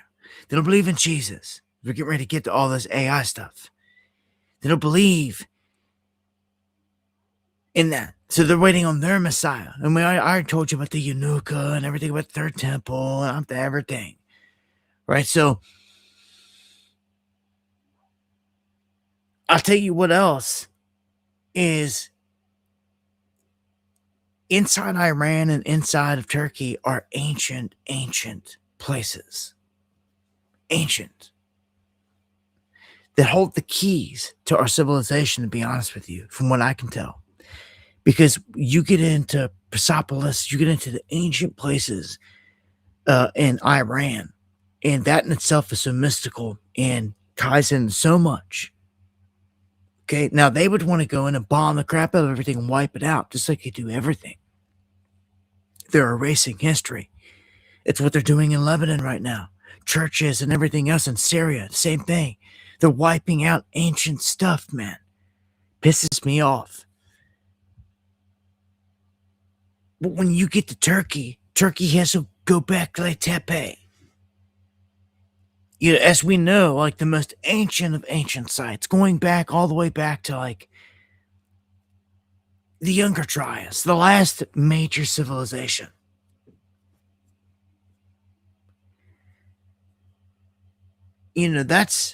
That's history, man. And someone doesn't want us to know it. They don't. And what did Israel do as soon as Syria was taken over by Jolani and all that stuff here recently, and Assad fled? Who'd that benefit? What was the first thing Israel did? First thing. They shot up to where? They took over Mount Hermon. That is where the fallen landed. When you're the baddies, there's really not more of there's not a bigger place to pay homage to where the guys that you worship come down and landed.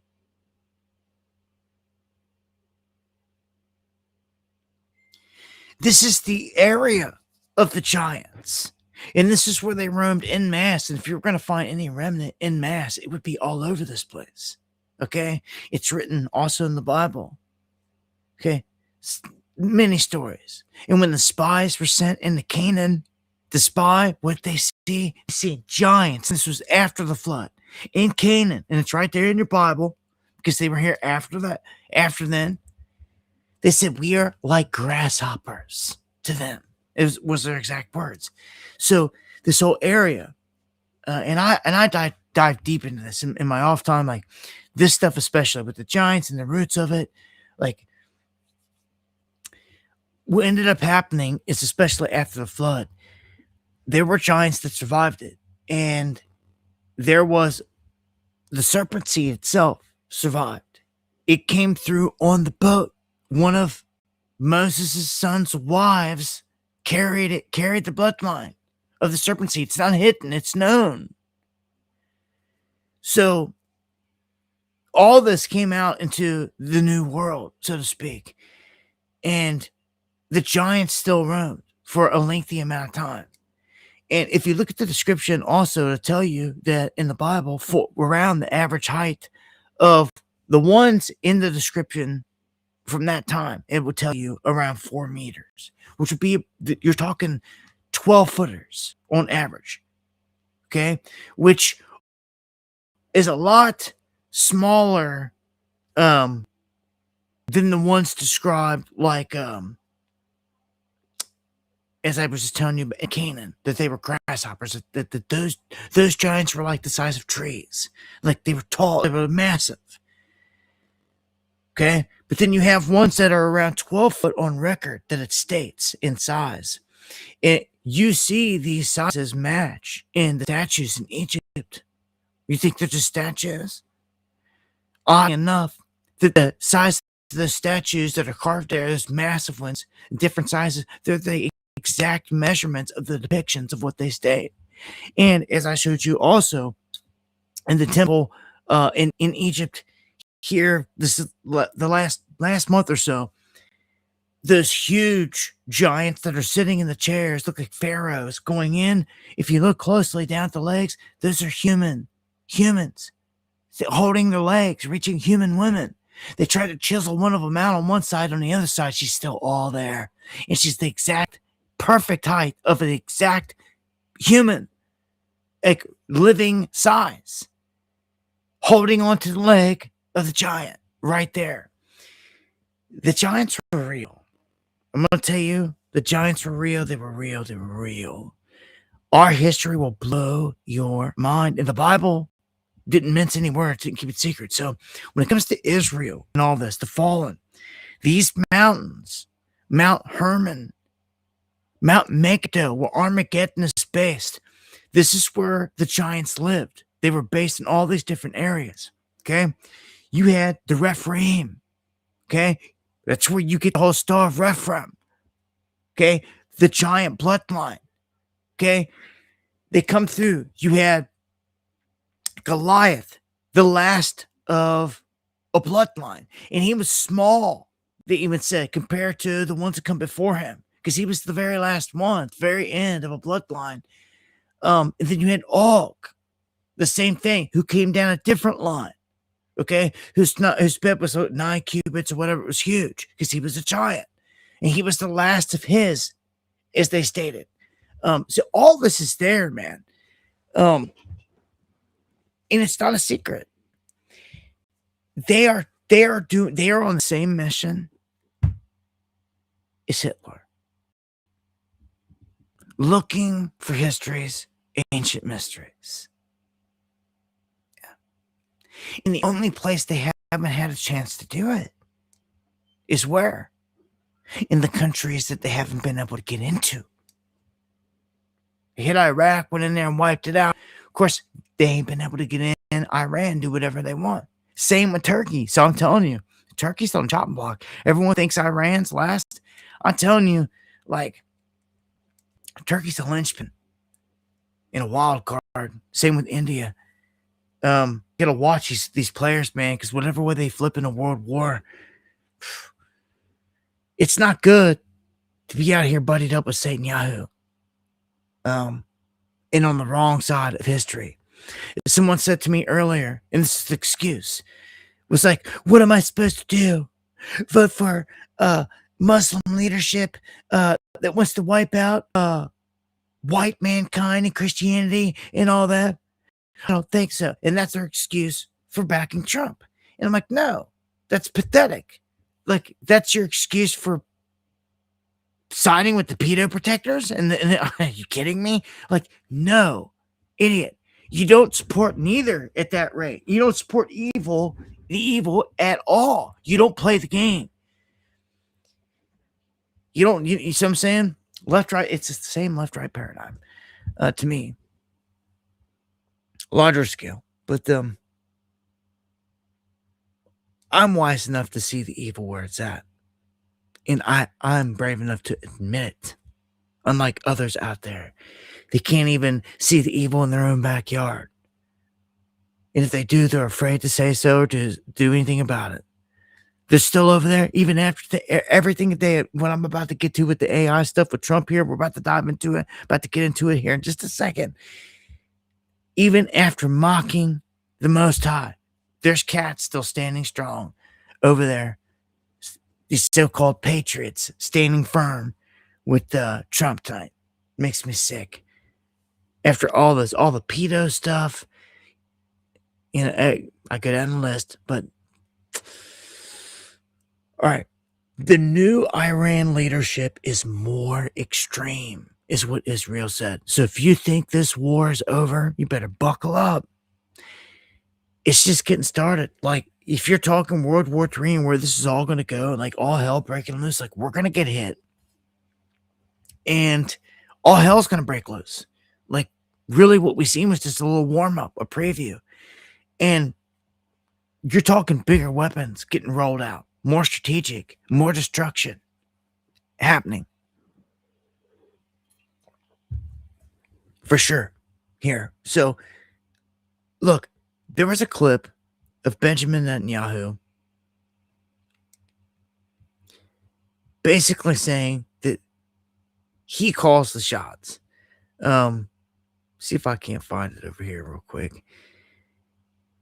And it's really embarrassing, to be honest. First, and another thing is Kushner got elected nothing. And Trump's got a son-in-law over there trying to do our bidding? Are you kidding me? Are you kidding me? A complete sellout to Israel as it is? As they all are. But, I mean, are you kidding me? Here it is. Let me pull this up and show you. I spoke yesterday with Vice President J.D. Vance. He called me from his plane on the way back from Washington. He reported to me in detail, as the people of this administration do every day, on the development of the negotiations. In this case, the explosion in the negotiations, the explosion came from the American side, which was not willing to tolerate the blatant violation of the agreement to enter negotiations by Iran. Essentially, the agreement was that there would be a ceasefire and Iran would immediately open the crossings. They didn't do that. The Americans were not willing to accept it. He also conveyed to me that the central issue on the table from the perspective of President Trump and the United States is the removal of all enriched material and ensuring that there is no more enrichment in the coming years. So, as he said there, if you missed it, they all report to me on everything every day. Not BB and Israel is reporting to Trump and to the United States on everything. It's the other way around, as we always tell you. You can clearly see who's running the show. So, and Iran says the new leadership is even more extreme. Now, you just think about that for a second.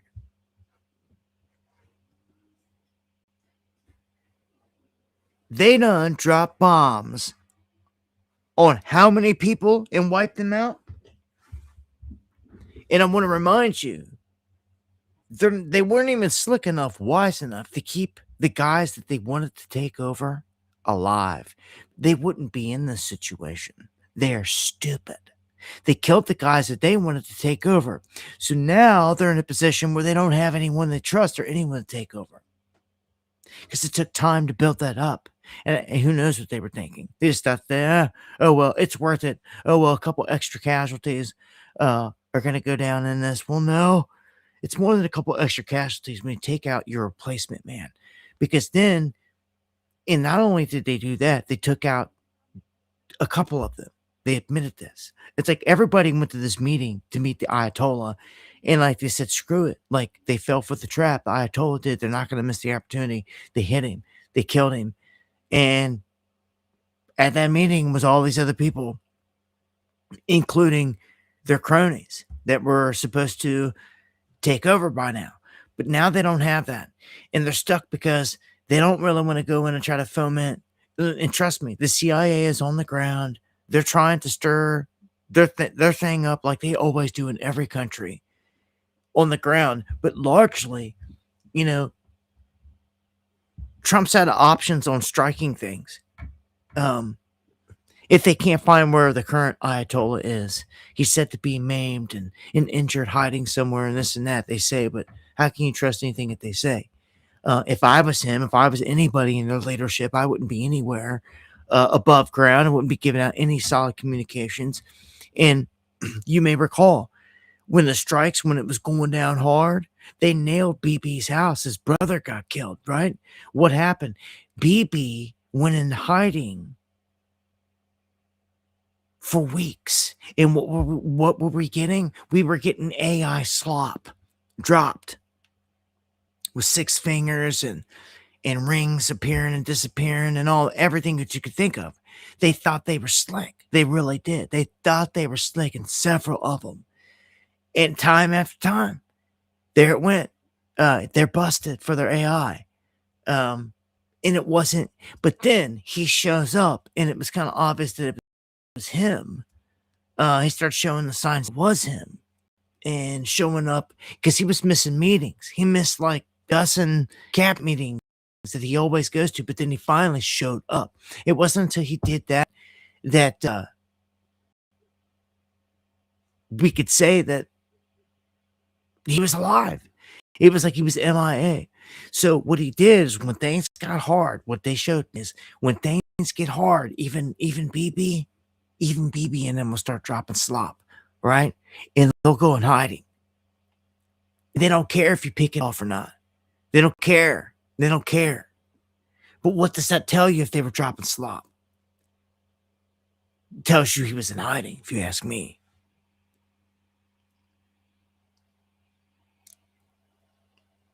Good point. Very good point. Thank you for the comment and the support, man. Thank you for the super chat.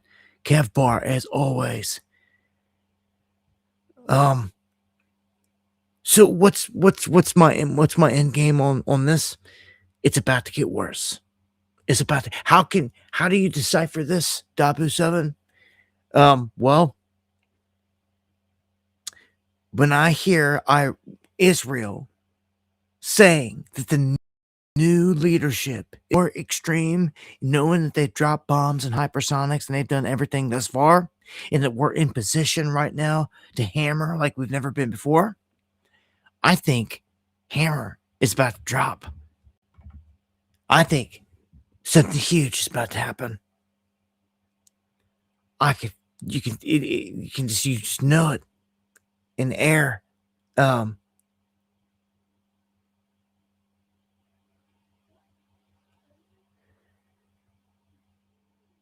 This has shown me this is designed to affect the global economy, which means they're not going to let off the gas as bad as you may want it to.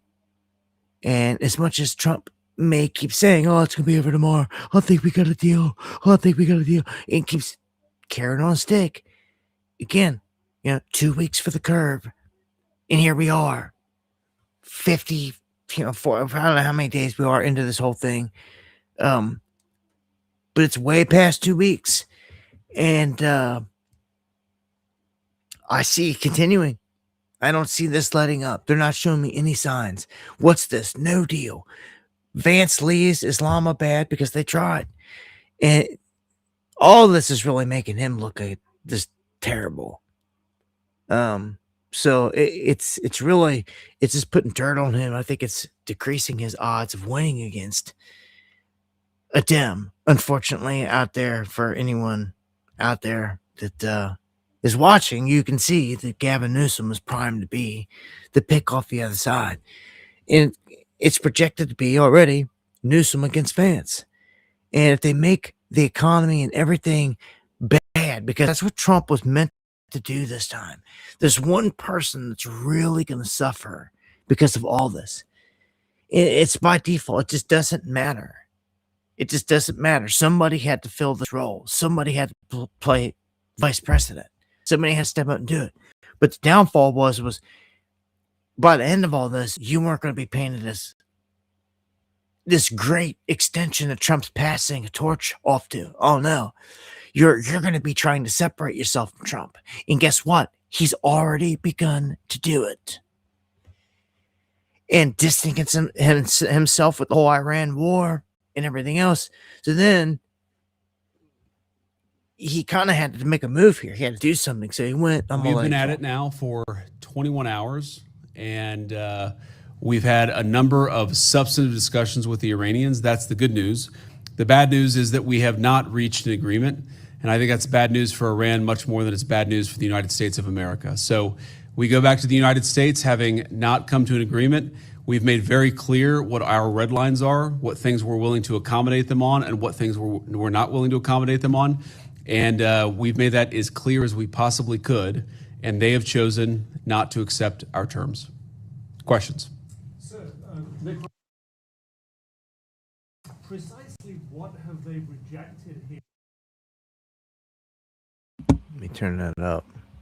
Yeah. Can you help us understand it a little bit? Well, I won't go into all the details because I don't want to negotiate in public after we negotiated for 21 hours in private.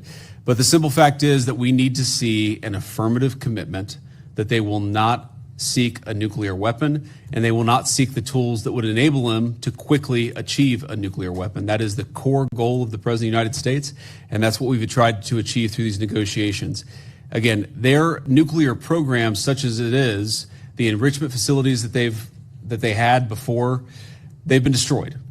But the simple question is, do we see a fundamental commitment of will for the Iranians not to develop a nuclear weapon, not just now, not just 2 years from now, but for the long term? We haven't seen that yet. We hope that we will. So, look, there was no deal. I want everyone to understand something. Okay? Look, I'm not trying to get anyone freaked out. Okay? Let's just look at the facts of what's happening here. Our military is surrounding them. It has them surrounded. We're in a paused moment. They are obviously adjusting. They've shown every time that they do this, they come and they strike harder. Every time. They are getting ready to strike harder than they've ever struck. Peace talks are no deal. Just walked out of them. No deal. Okay? All the warning signs, all the threats are there. Trump just said, we're going to start hitting your power plants. Lights out. Let me tell you.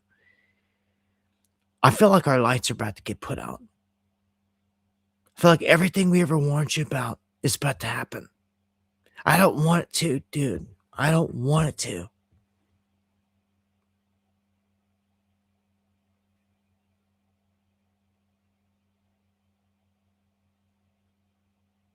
It will be the reset. It would be the reset. No other way around it. You would reset everything.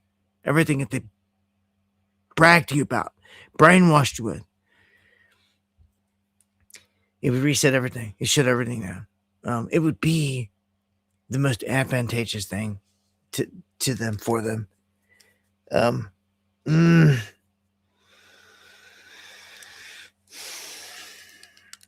Boy, I just hope it's crazy to say anything, but I hope it's more of a cyber attack. I hope it's a cyber event over an EMP. An EMP is going to put us back so hard. And they know this. And it would be a strategic. You know, our government's got Cheyenne Mountain. They've got a whole spot hardened, ready for this moment, and have been for a long time. Like,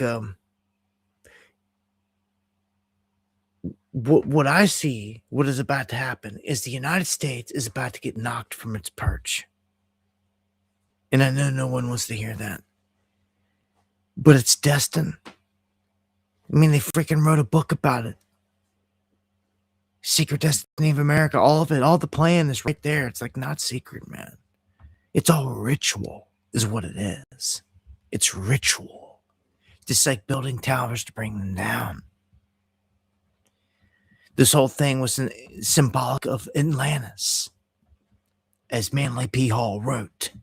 If you don't know, go get your knowledge on.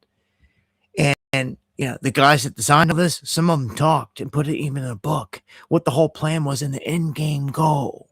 And I think it would be wise to pay attention to that because they're taking it there. This place is to be sacrificed. And just as Israel's going to catch blows, Jesus said not one stone would be left unturned. Okay? This place, Babylon, it's going to get rocked, no doubt. It just seems in some form or fashion. Doesn't have to be nukes in every city like Project Blackjack. It could just be one. And you know, China and other countries are on record saying like we don't have to hit them but one time. They're on record saying this. That's an ominous warning of an EMP strike. You don't need military. You don't need to hit a city. You don't need back and forth. You know, you blank on them. Now, if you think about this, and you play this out, this gets real scary real quick because it seems more and more likely that this is what they're going to do because it benefits them. And it's got to happen under Trump's watch, as far as I'm concerned. The whole reset's going to. We know it. He's already bragged about it. He just tweeted out the whole huge thing. But I mean, it's all obvious. Like he's the man. It's in motion. And what's crazy is I've been saying all this, putting out these warnings for a long time, right? With my eye on May. We're not even there yet. Like all this is happening. And it keeps happening. It shows you how much it's piling up. And we haven't even made it to freaking May yet. What's so important about May? That's when the new guy gets in there for the Fed Reserve and they're going to roll out the Mar-a-Lago Accord. And that is all written to redo the framework of the financial basis of this country. And you can't reset it unless you have an event. And dude, we've been ahead of this the whole way. So when it happens, I don't know. Those that listen, well, they won't get caught in the storm. But like when the great taking happens and the collapse does come down and the big dogs do sell and everything gets locked and everyone's 401ks get liquidated, we warned you. It's all obvious. And see, in an EMP event, you're done. The whole system would go down. You're down for months. Months. You know what Trump just came out and telegraphed? You know what he just said? Openly. He goes, we hit them. We take them out very easily. He goes, they wouldn't have, it would take them 10 years to rebuild power to get back to normal. 10 years. That's how long it takes. So he's been sitting around. They've been already talking about all this. He's,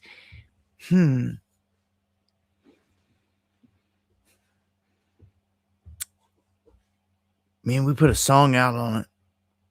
And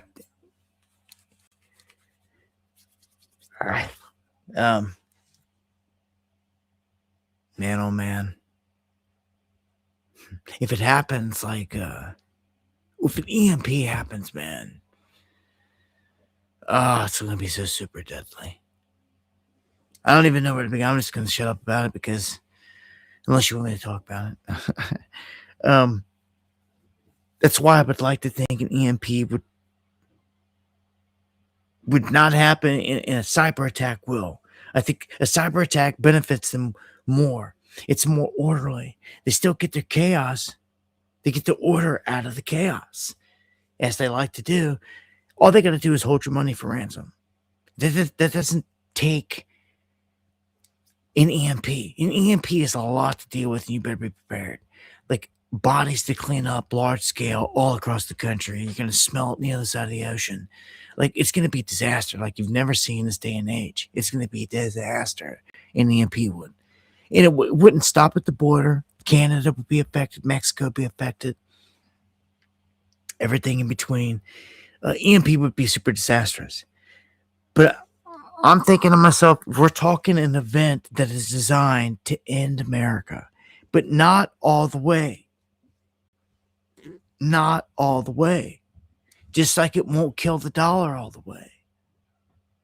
Was Japan wiped off the face of the planet and ceased to exist when we nuked them? Nope. Still around. At this current moment, one of our biggest allies on the world stage. And it wouldn't be the end of the world, so to speak, if we got hit. It would be, large scale, a lot of people going to die.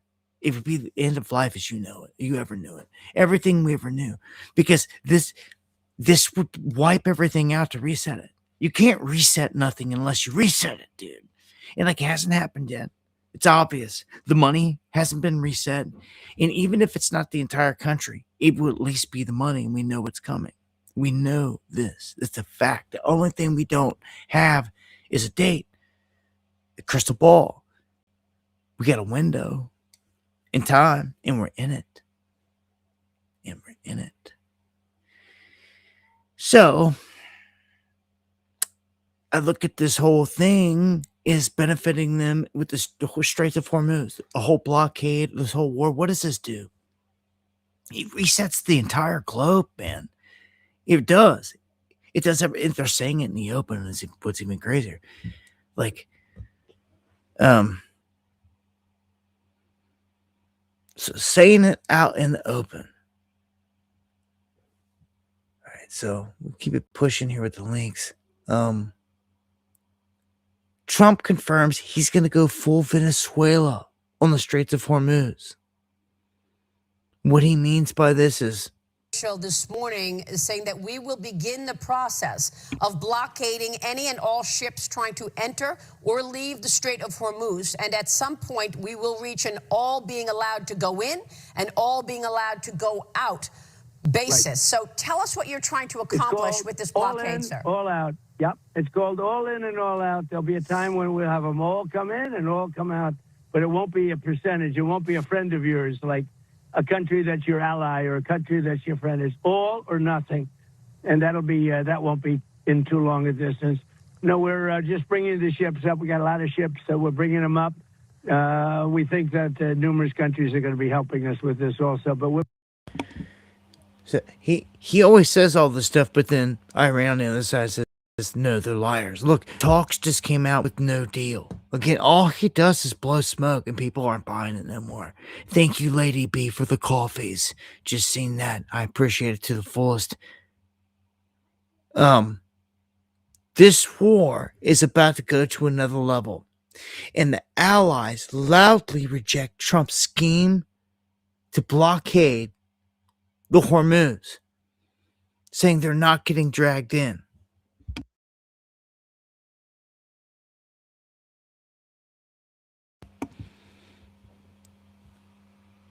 Okay, so you can see here that this whole thing with NATO, it's interesting. It's turning while we're in wars, like with Ukraine and this whole thing. You can see we've got at least 15 U.S. Navy ships set up. Take a good look here. You've got one aircraft carrier sitting out here, and it's right in front of Pakistan. It's the USS Abraham Lincoln. I've also had a funny feeling that, hey, a battleship could get taken out very easily. It could be any one, especially an old one, and it would be enough to, as long as you create panic and fear and you got images of sailors jumping off the ship or craziness, that's all they need to drop bombs. Like, you attacked our troops, you're killing our troops, you're trying, all these theatrics, along with it, all staged and planned, of course.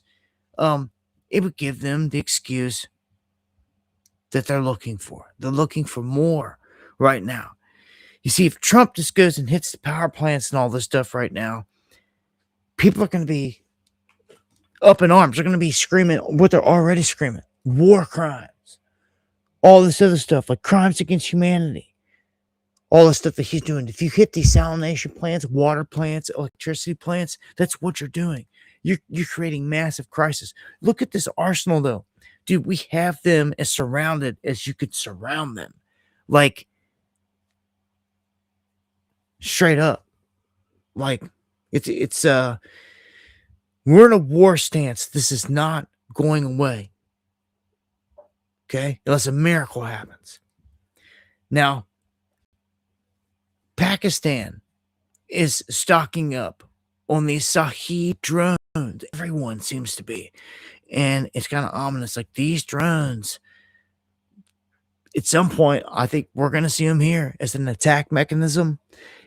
And we've already seen our military rolling out lasers at the border, just like this.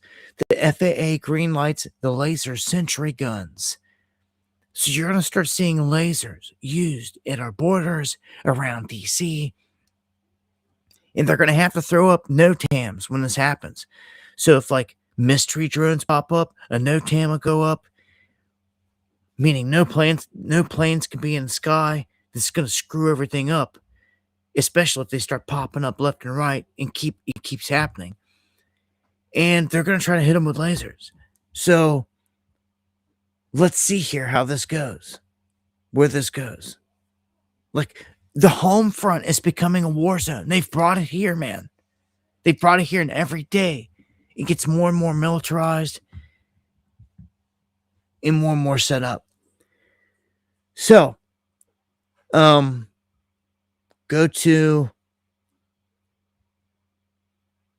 get into the final and big one here. We're end time signs and this whole Trump AI image, which I put a video out on it already. That's why I kind of saved it for last. I already put a video out on talking about it, including with the Pope here. But I've got some updated stuff, and we're going to dive deeper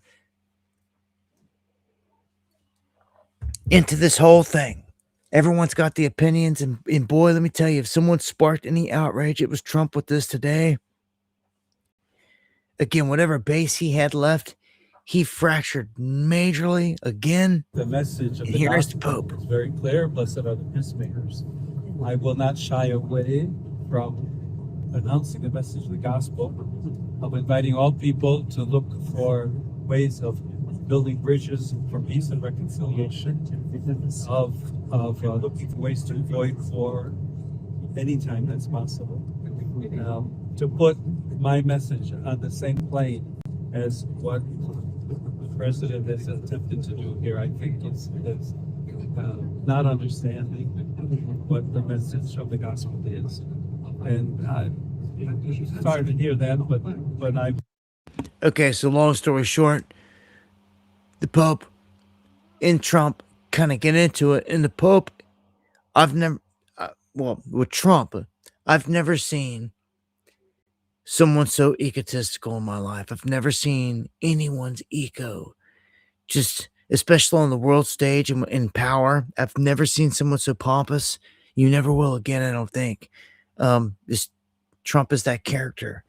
And I don't trust the Pope at all in the synagogue that he represents, and Jesuit control and all that. There's a black Pope and all this other stuff we can lay out there. There's all that. But these two get into an argument. And on the back side of this, Trump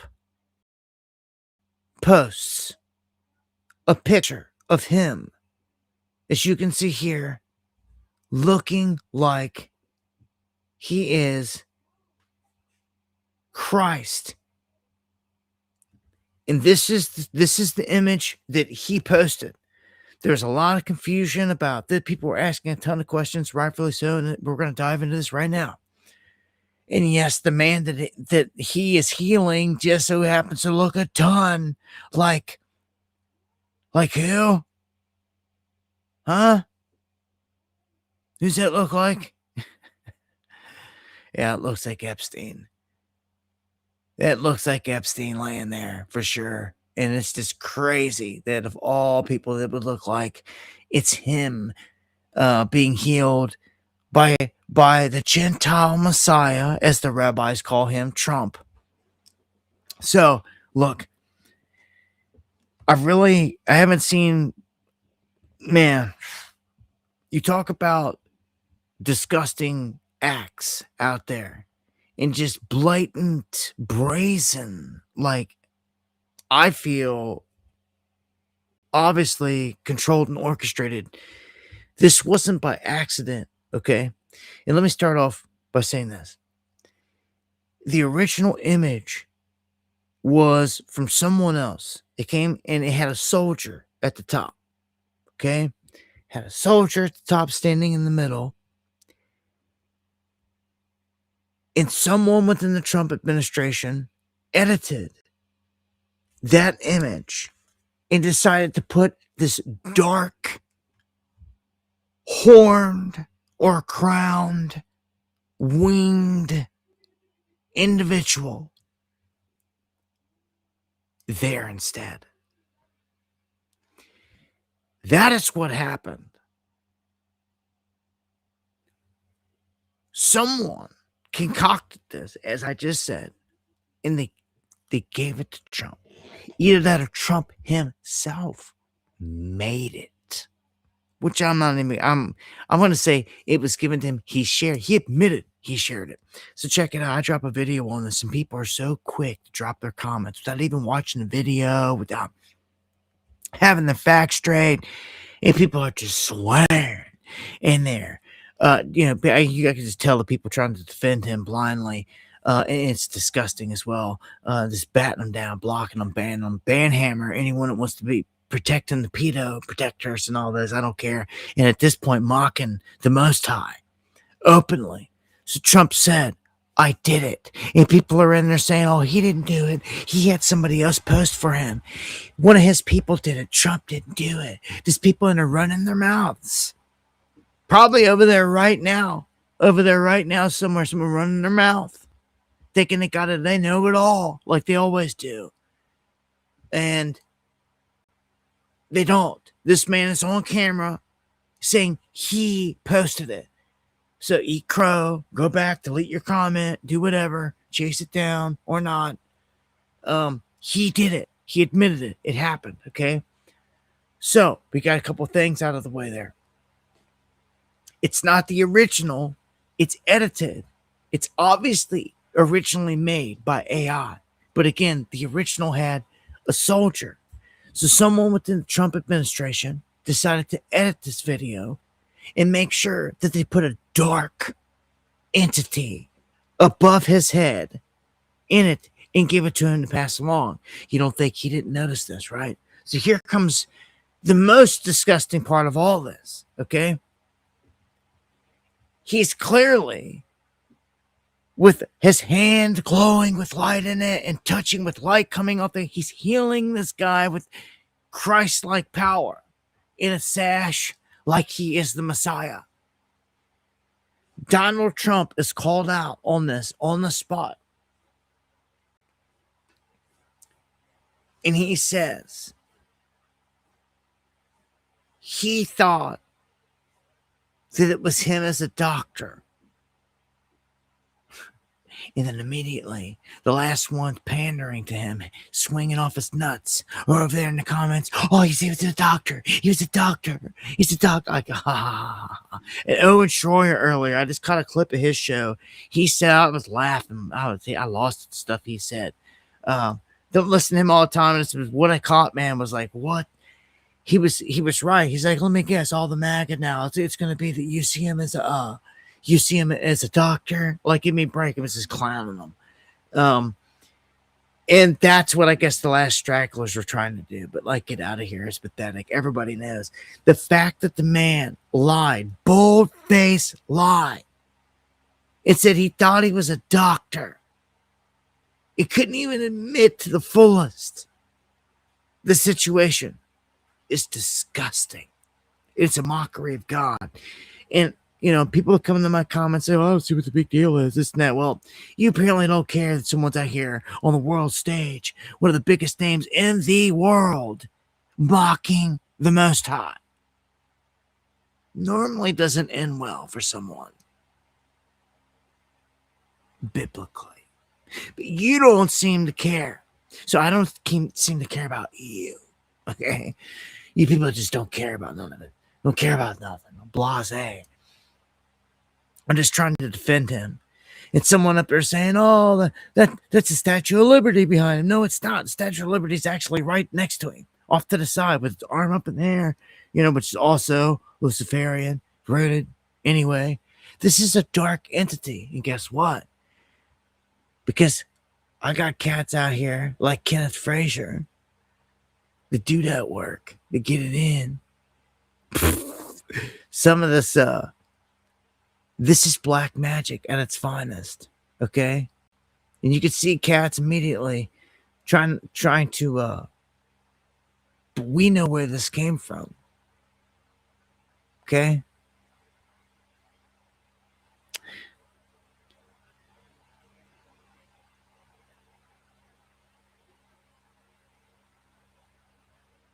So right here, hold on, might be a little bit further down. All right, right here. Here it is. How many of you seen this tonight?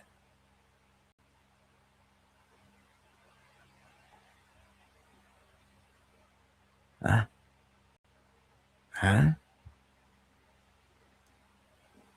You see that? The last pull. This is where the image came from.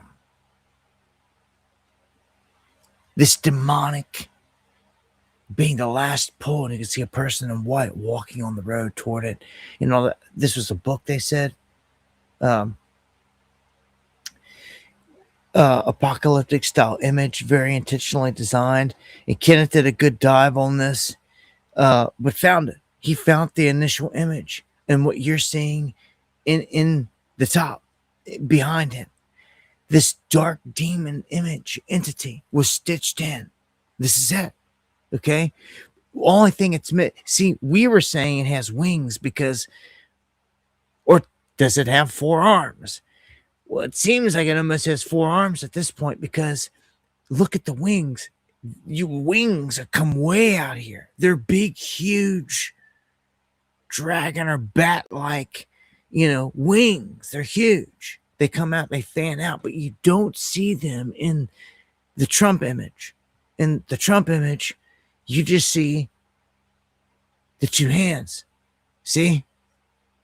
You just see 2 hands up. And these were soldiers in the original, and they've been kind of blurred out.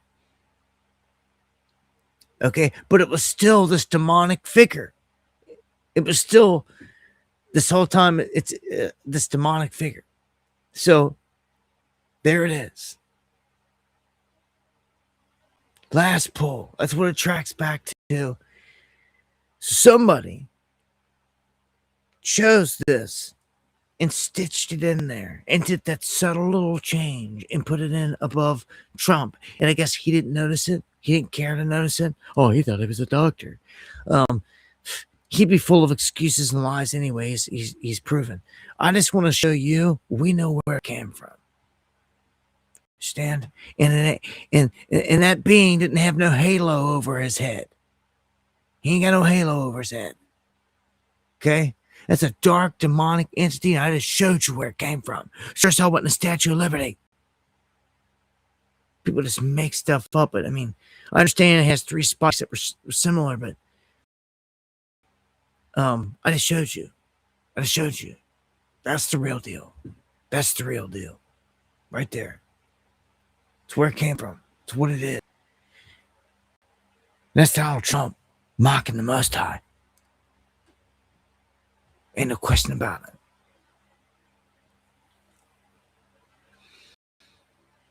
So, it's crazy how the guy laying down has to look like Epstein, right? But hey, it's all ritualistic.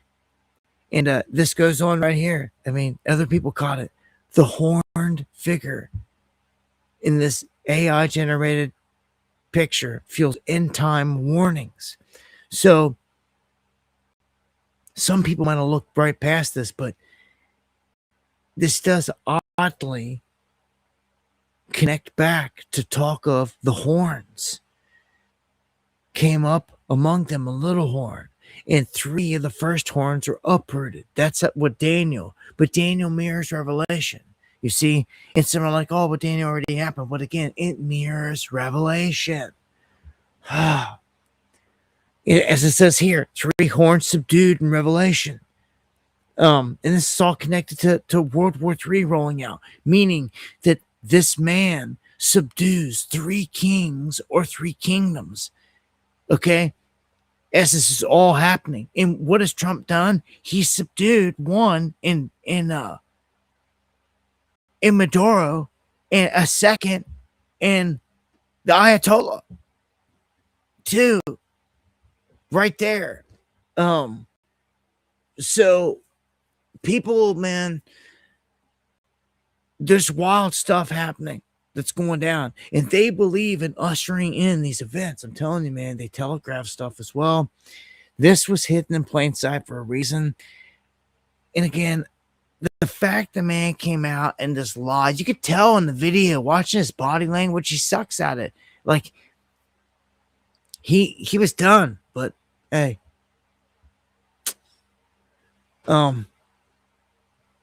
is this the clip? Oh, here it is. I'll just go ahead and play it. What's he stiff? Mr.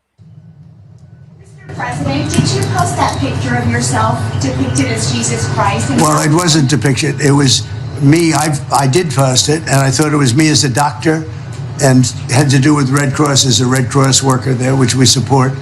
And only the fake news could come up with that one. So I just heard about it, and I said, "How did they come up with that?" It's supposed to be me as a doctor making people better, and I do make people better. I make people a lot better. It makes people better, makes people a lot better. You're a lying piece of trash, busted. Look at his face, lying dog.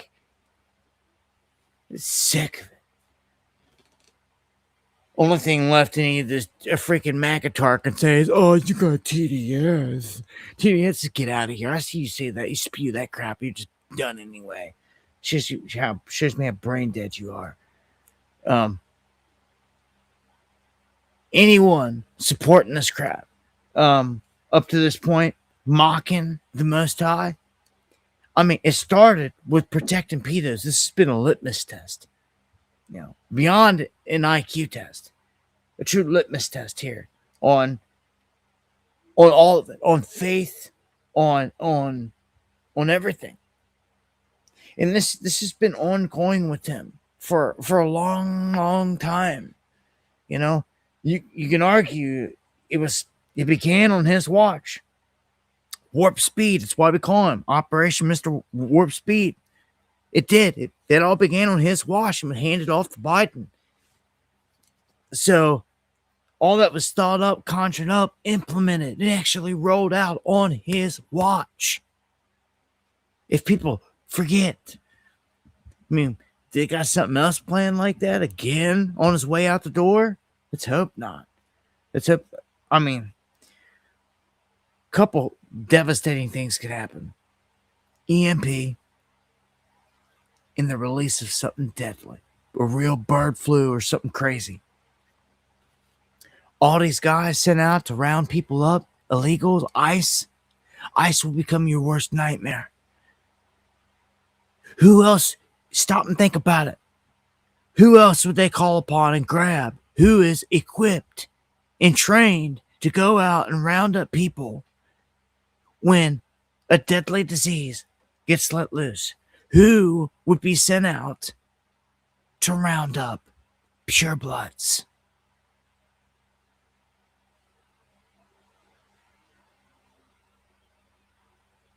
I'm staring you right in the face. All this was done for this moment.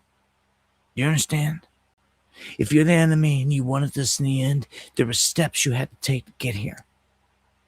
You wanted men on the streets rounding people up in the end, and we're just about there. Okay, like full scale. The reason why you think you know why they're rolled out to round up illegals. They don't care about illegals. That was the excuse to roll out ICE. So they had to roll out illegals just to have the excuse to have dark men and teams rolling around, invading your rights and privacy all across this country and rounding people up. And yes, they're rounding up baddies. They're supposed to be murderers. We know this. We know this. Okay? But when the call comes and this place gets locked down, don't you ever forget this was all a setup. And some of us seen it every step of the way.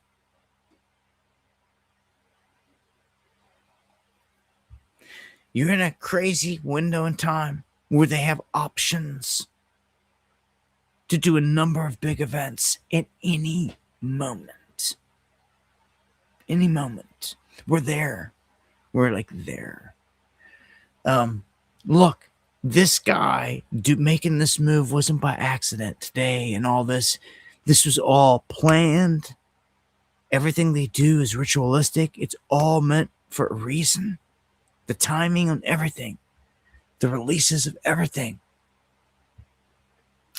And speaking of releases, Trump on top of that releases the official design for what is this?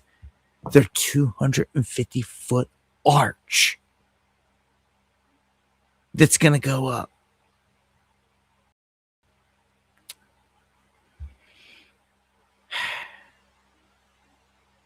So we've seen this. I've reported on this over the years, over and over, everywhere it pops up, the history, everything, and what they're going to do. And this is different than the other arch that's broken at the top. But this all goes back and has its symbology. So that's what they're doing. That's on top of the ballroom, whatever stuff they're doing there at the White House.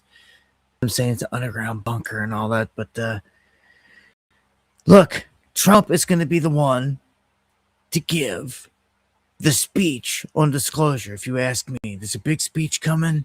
He's not going to miss it. It's going to be his Ronald Reagan moment, if you will. And he's the one. You think he's going to let the next president get that shine? This guy loves the accolades, like a general, loves getting them pinned to the front of his shirt. You know, all them accolades to show off. That's the exact way he is. And, well, we're in the midst of disclosure. So I'll end this talk tonight with that, because that's where this is all going. War, rumors of war, and disclosure. And disclosure is going to be deception. You know it. Now, Burchett, politician, he speaks a good game here. I'm just going to run this clip, and then I'll give my final thought on everything.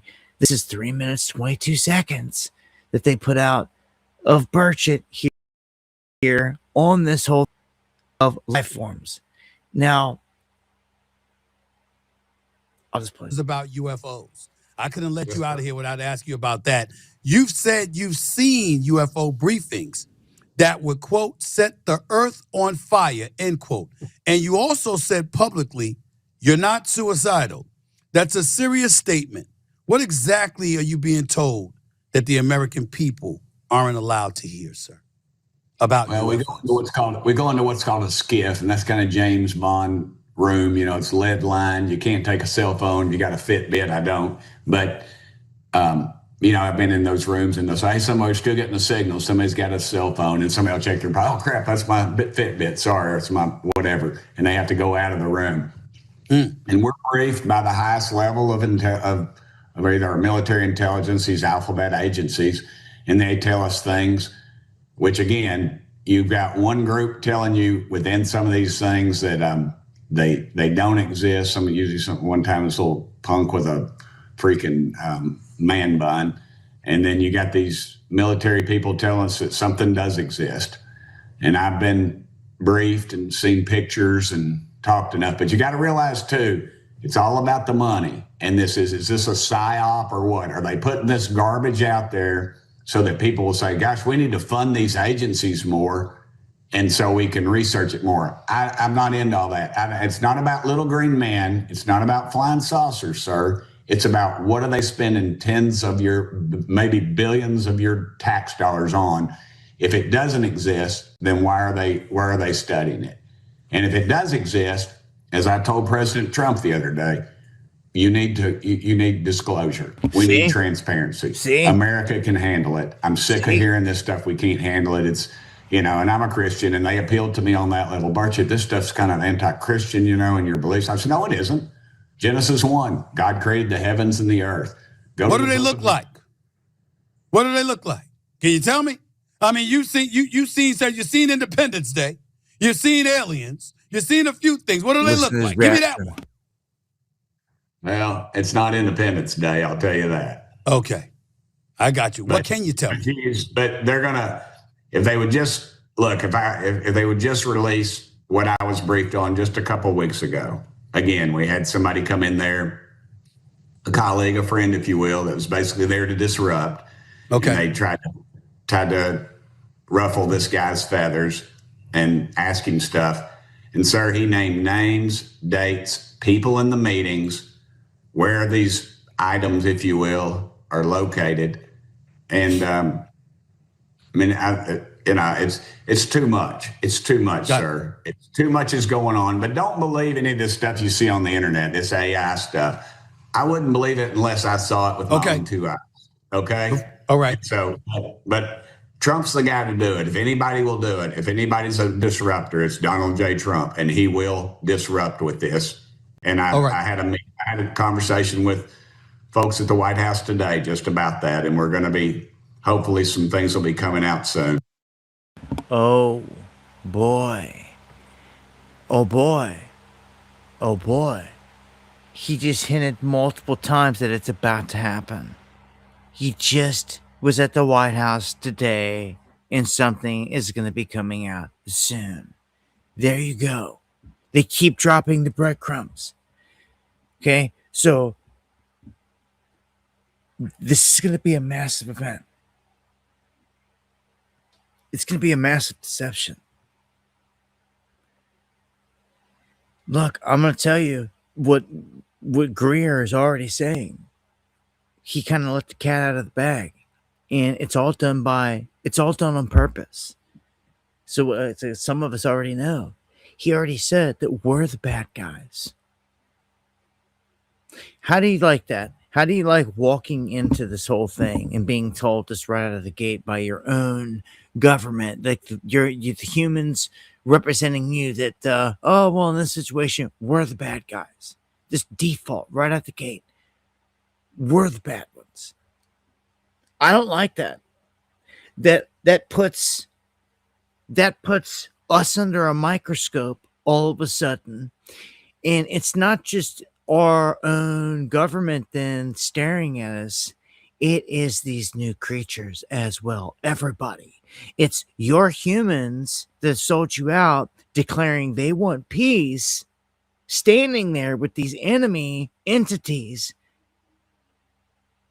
that say that you're the bad guy because you've got a gun and you want to defend yourself. Do you see how that works?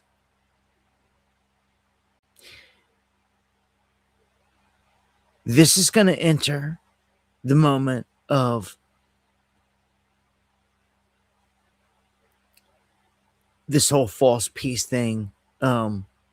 Wars, rumors of wars, just like in the days of Noah. Like, we're in a crazy window of time. And I think these huge things are about to happen. They would not miss this opportunity for nothing. You're talking about nutcases that believe in ushering in certain things so the end times will begin, will kick off. And for those that don't, a lot of people that are a part of this that don't believe in Jesus, that worship the fallen, they're ready for their dark Messiah to step up on the stage. And that's what this whole thing is also going to be blended with. How could it not be? How could it not be? How could there be an announcement of some kind of life form and some entity and there not be a connection to their Messiah? How? How? So that you know, it's under my belief, from my research and everything that I've come across, that what we're dealing with is the fallen. It's written in your Bible.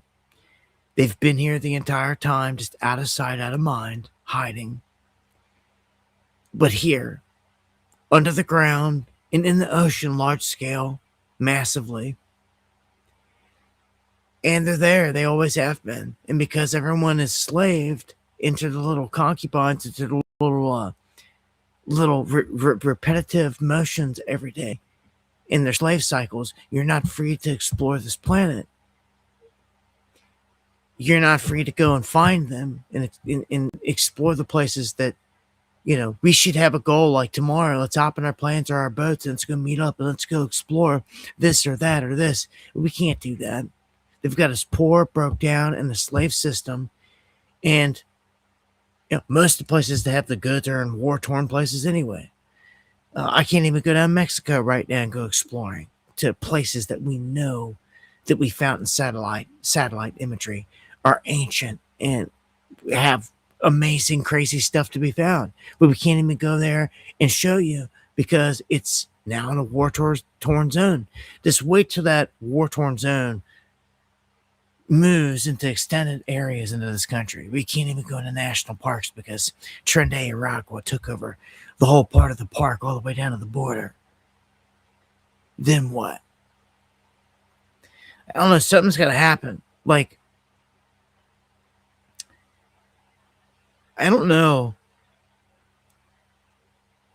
what kind of moves enemies are going to make. If, like, the lights go out here, this and that. But, like, we're on the cusp of so many things, right? Like, so any day now, you can expect a massive disclosure event, which is absolutely huge. Any day now, you can expect an uptick in potentially the beginning of World War III. Anytime. That's serious. It's a heart attack, and you all know it at this point. It could shut down world economy and everything else. You could have at any moment, any day, them cyber attack and hit this country, seize our money, hit our grid in any moment, all of it, any of it.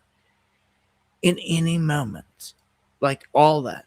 And of course, you know, release something. I don't even want to think about that. The horrific nightmare of like the lockdowns go back into motion, but it's a real deadly event. I don't even want to see it, man. Like some of us, like, look, I wanted to live to the end time, right? But like only if you were going to allow me to prepare to do so. Like, who wants to come into a setup? Like, if you have a chance to survive the whole thing, then that's a different story. I'll ride out the end time. But if, like, we have no chance of going deep underground, which is what it's going to take at this point, then, like, who are we kidding? Like, you're going to be stuck up here in this chaos regardless, because when it takes going deep underground, you have to go deep underground. And if you just don't have that, you're screwed. And a bunch of us just don't have that and never will. So, do I want to be up here trying to ride out the next lockdowns, the next, what I call the real pandemic, because the last one wasn't what I call the real one, like real deadly, like over 50% mortality, like bodies dropping everywhere. Yeah. So, yeah, man. Take your pick, man. It's crap shit. Like, what's it gonna be? It's like put a slot on the roulette wheel, like spin a thing or something. Like put one of these options in different little slots and spin it and see what we land on. That's what I feel like. Something's gonna happen. So what would you rather see at this point? I mean, because as I was saying, do you want to live through all this? Do you want to live where society is broke down? You cannot go around no one because it's super deadly. You are actually hunted because you're a pureblood. Anyone that gets caught or seen by the military, anybody that goes into their control has got to get inoculated. You're taken to a camp to get inoculated. Like, what are you going to do? Like, and then I haven't even talked about, like, we talk about all these issues, the threat from AI. Like, it used to be you had to worry about Red Dawn, troops getting dropped out of the airplanes, Russian troops, Chinese troops, whatever. That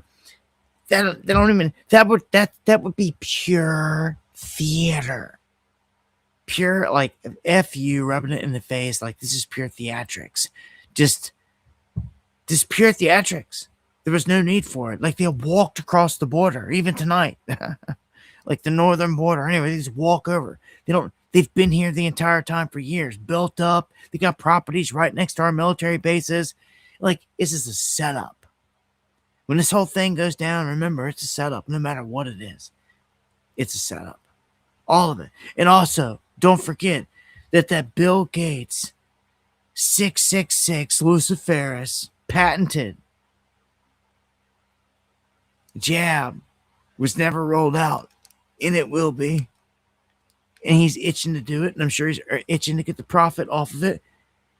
All these dudes don't live forever. And, Trump, Gates, all of them, look where they're at, man. Think about this, man. All those dudes are like up in there. They're in their final stretch of years, like decade or whatever. Most people see. I highly doubt any of them are going to be living to see 120. But, that means all these dudes are going to want to be making their moves. All these cats in that range, there's a lot of them. They're going to want to be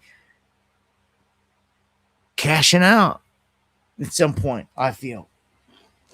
And the cash out is on the downfall of the system. So, geez, man, again, take your pick. Which one's going to happen first? Wonder what's going to happen on April 24th. So, look, I thank you all for joining me again. And a long one tonight. Sometimes they got to be. We got to end, though. I thank all of you guys for the support, for hanging out, for sharing, for the prayers, for caring.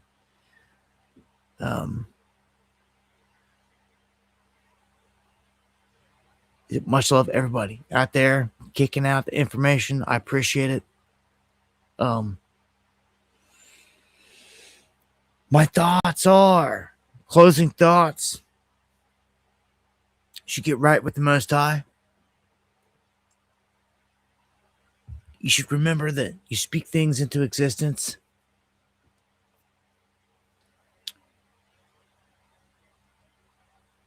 And that you should work on that. from here, what time we got left, while you got internet, while you got all this, man, make the most of it. When a crisis comes about, if you learned anything from lockdowns and all that, when they spring something upon you, you got to have some kind of plan. Or even if it's getting stuck with no toilet paper, you're going to be stuck with something, you know, we're going to be lacking something. And I got to say this is not going to be like last time. If it's a deadly event, like a release, it's not going to be like that. There's not going to be no going to the store and standing in line and, you know, clearing the shelves. Like, that will be one of the most deadly places you could be. There's going to be things that you didn't pick up on the first pandemic, so to speak, because of just the fact that bodies didn't drop like they will this next time. Again, as I said before, you won't even go to the mailbox and touch it. You would touch nothing. When you have real friends and family that drop all around you, and it's the real deal, and it has you really questioning inside your soul if you should get the jab or else you're just going to be dead. That moment, my fellow purebloods, that is the true test. That is the legendary test. That's the real test. You better be thinking about it. It's coming. So we went through a beta. Better be thinking lucky stars. You better learn from it. As I just told you, when they break everything down and they're hunting purebloods, and you can never go back into society ever again for the rest of your days. You got to live like a nomad.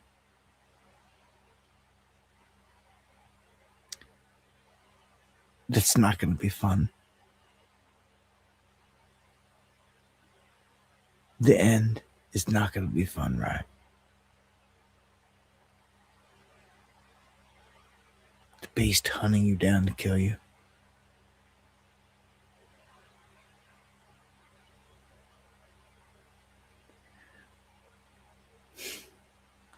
All of Jesus' disciples were murdered. All of them. Every one of them.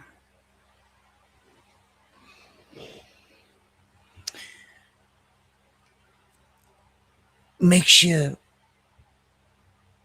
at least in the flesh, because I know in the spirit you're probably thinking, oh, I could handle it all on the other side before you come into this life. But in the flesh makes you think, like, okay, do you really want to go through all this?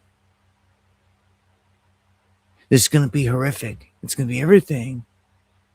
Getting cut off from society in itself is you're going to be dead to the world. Like, you're stuck. You're like, you're nomads again. You're like, but at the same time, you'll be hunted. You'll be hunted by drone. I can't help but always think at this moment, the elite will make a show out of it. Literally. It's that sick and twisted. Like Survivor. But it's called Surviving. Like, it's a mix of Survivor, surviving the game, like with Wesley Snipes, where they let humans go and they hunt them. They will be hunting us, purebloods, all across the country. And it would be the most viral thing. Everyone would watch it everywhere. It would be disgustingly viral. But people won't say anything about it because they will be locked into the system. They will understand that they will understand that we are the rebels running for our lives. That they all bow down into the system. That's history. There will be some riders that make this run. Let me tell you, there's going to be some. That's what this whole thing was about. Who was going to be able to ride it out?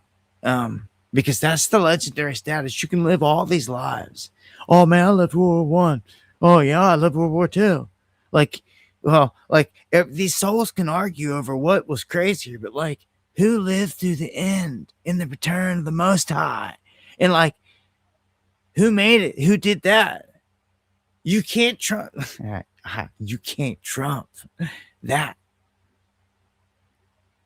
Even from the other side, you would see that. Like, when nothing beats that, nothing beats the end time ride. But now that you're here, can you handle it?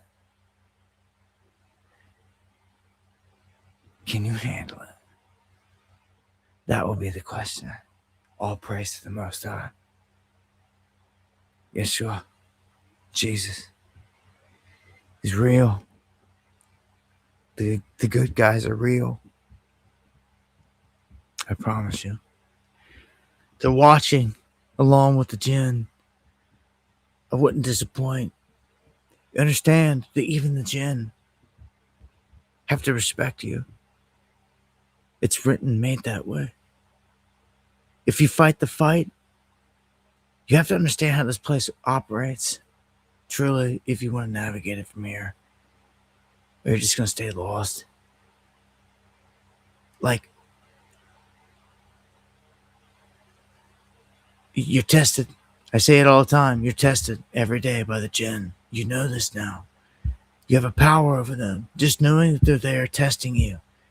Knowing how this place works. You have a power of speaking things into existence. Use it to your advantage. Counter these evils. Use the Holy Spirit in the name of the Most High to your advantage. There's a reason why the name of Jesus runs demons out of bodies. Because it works. Okay? There's power in prayer. And when more than one person does it, it amplifies. It's a science and it's real. And you need to start using it. It is a weapon. A true weapon that you've been given. And if you just do it in unison, you can crumble the walls of Jericho. Truly. Any of the evil around you. There's keys here, but we're running out of time. When these big events pop off that we fear, and when they do, these days of getting on the internet and seeking all this information are gone. You will have to be plugged in to the beast system to get a taste of any of it. You lived truly through a crazy, wild window of time that existed and is closing. Make the most of every single day.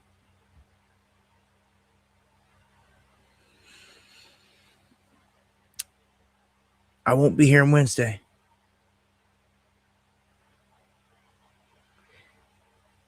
Hopefully Friday. As I always say, the Lord God willing. If he doesn't return in the coming days, I'll see you next time for some Underground World News Live. Friday. Okay, so just so everybody knows, Friday won't be here. Won't be able to it'd be too much. I got too much just don't wanna. It'd be better off I just call it now. Off on Wednesday. See you guys on Friday. You guys know me. I'm relentless in all the streams, no matter what. But when I feel that I have to do something, I have to do something. So is what it is. I'll still be dropping videos. Follow me on X. Check the channel. Heavily censored. If you don't know, you might want to check into my channel daily, especially on YouTube, even X, in the dungeon. Rob Dew from InfoWars, he commented yesterday or the day before, a couple days ago maybe now. I took an image, I posted an image. I found an image, and it was Zuckerberg. If somebody said, there's Zuckerberg looking down at me, and it was kind of hilarious, looking down like in a hole, making sure that I stay at the bottom of the news feed. And I was like, so I went and I switched it up. to Elon. And it was Elon sitting at the top looking down. And same thing, making sure that I stay at the bottom of his freaking news feed. And I kicked it out. And dude was like, man, it's the first time I've seen a post of yours in a long time. And I'm like, dude, man, I'm so sick of it. There's nothing that I can do to counter it. The only way to defeat it is by you guys sharing it and getting it in front of other eyes that I cannot reach. Literally. That's the only way from here. It's in your hands. Imagine that. Huh? So I appreciate all of you that fight the fight.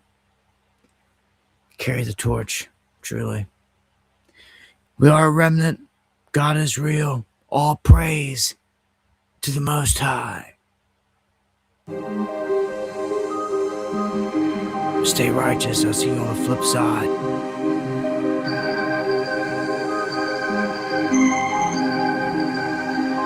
Much love.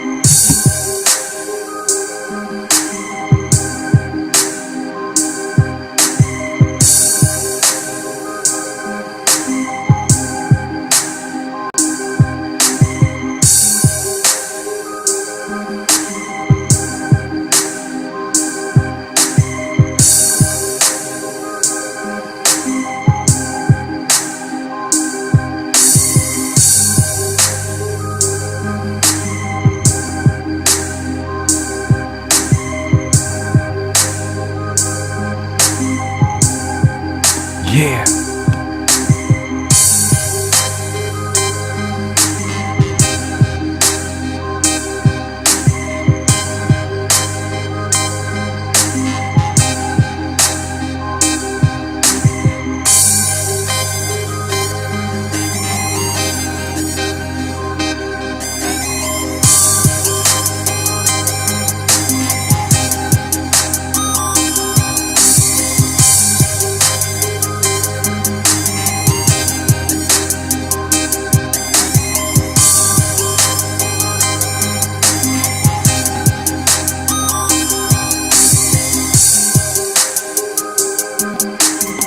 Again, thank you, Lady B.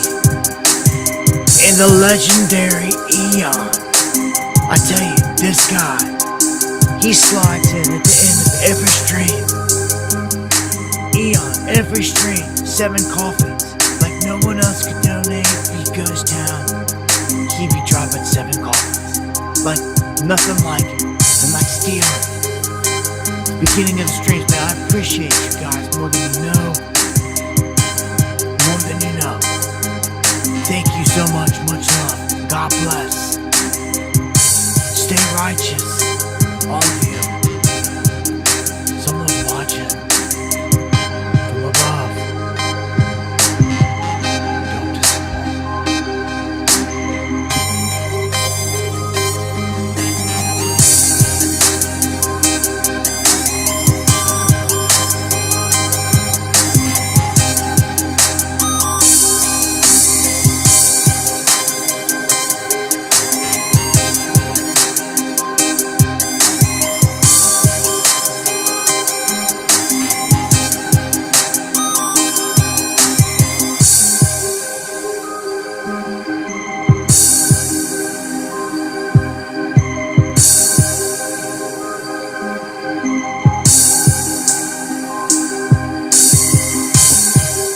Alright, hold on a second. Hold on a second. Hold on. Hold on. I normally don't do this. I gotta, on the way out, I got breaking news. So, it was just brought to my attention. Let's just put it that way. We've got a serious earthquake that has struck. Let me log in here so I can get the details. I never did see anything on an earthquake. No one said anything throughout the stream, so I did not pick up on it. I did not see any alerts. I would have, if I was not live, I would have been doing what I normally do, scrolling, and would have seen an earthquake alert. But since I was live, I was not scrolling. I did not see the alert. Now, what we got here is an earthquake. This is northeast of Carson City. And I'm just going to go ahead and say we're setting up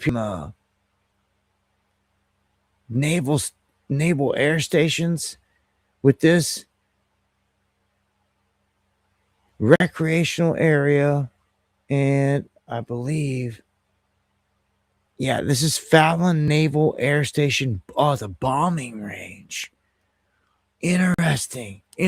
We've got massive quakes coming from right next to the bombing range. We're talking 5.6, so 5.5, 5.7. Man, come on. This is right next to the bombing range. It's a large, at depth of 10. I'm going to say that this is probably connected into weapons testing.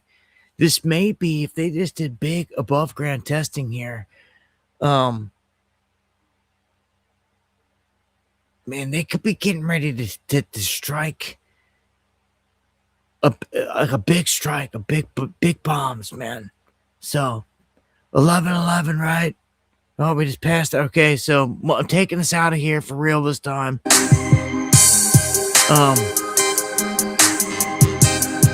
Much love. God bless.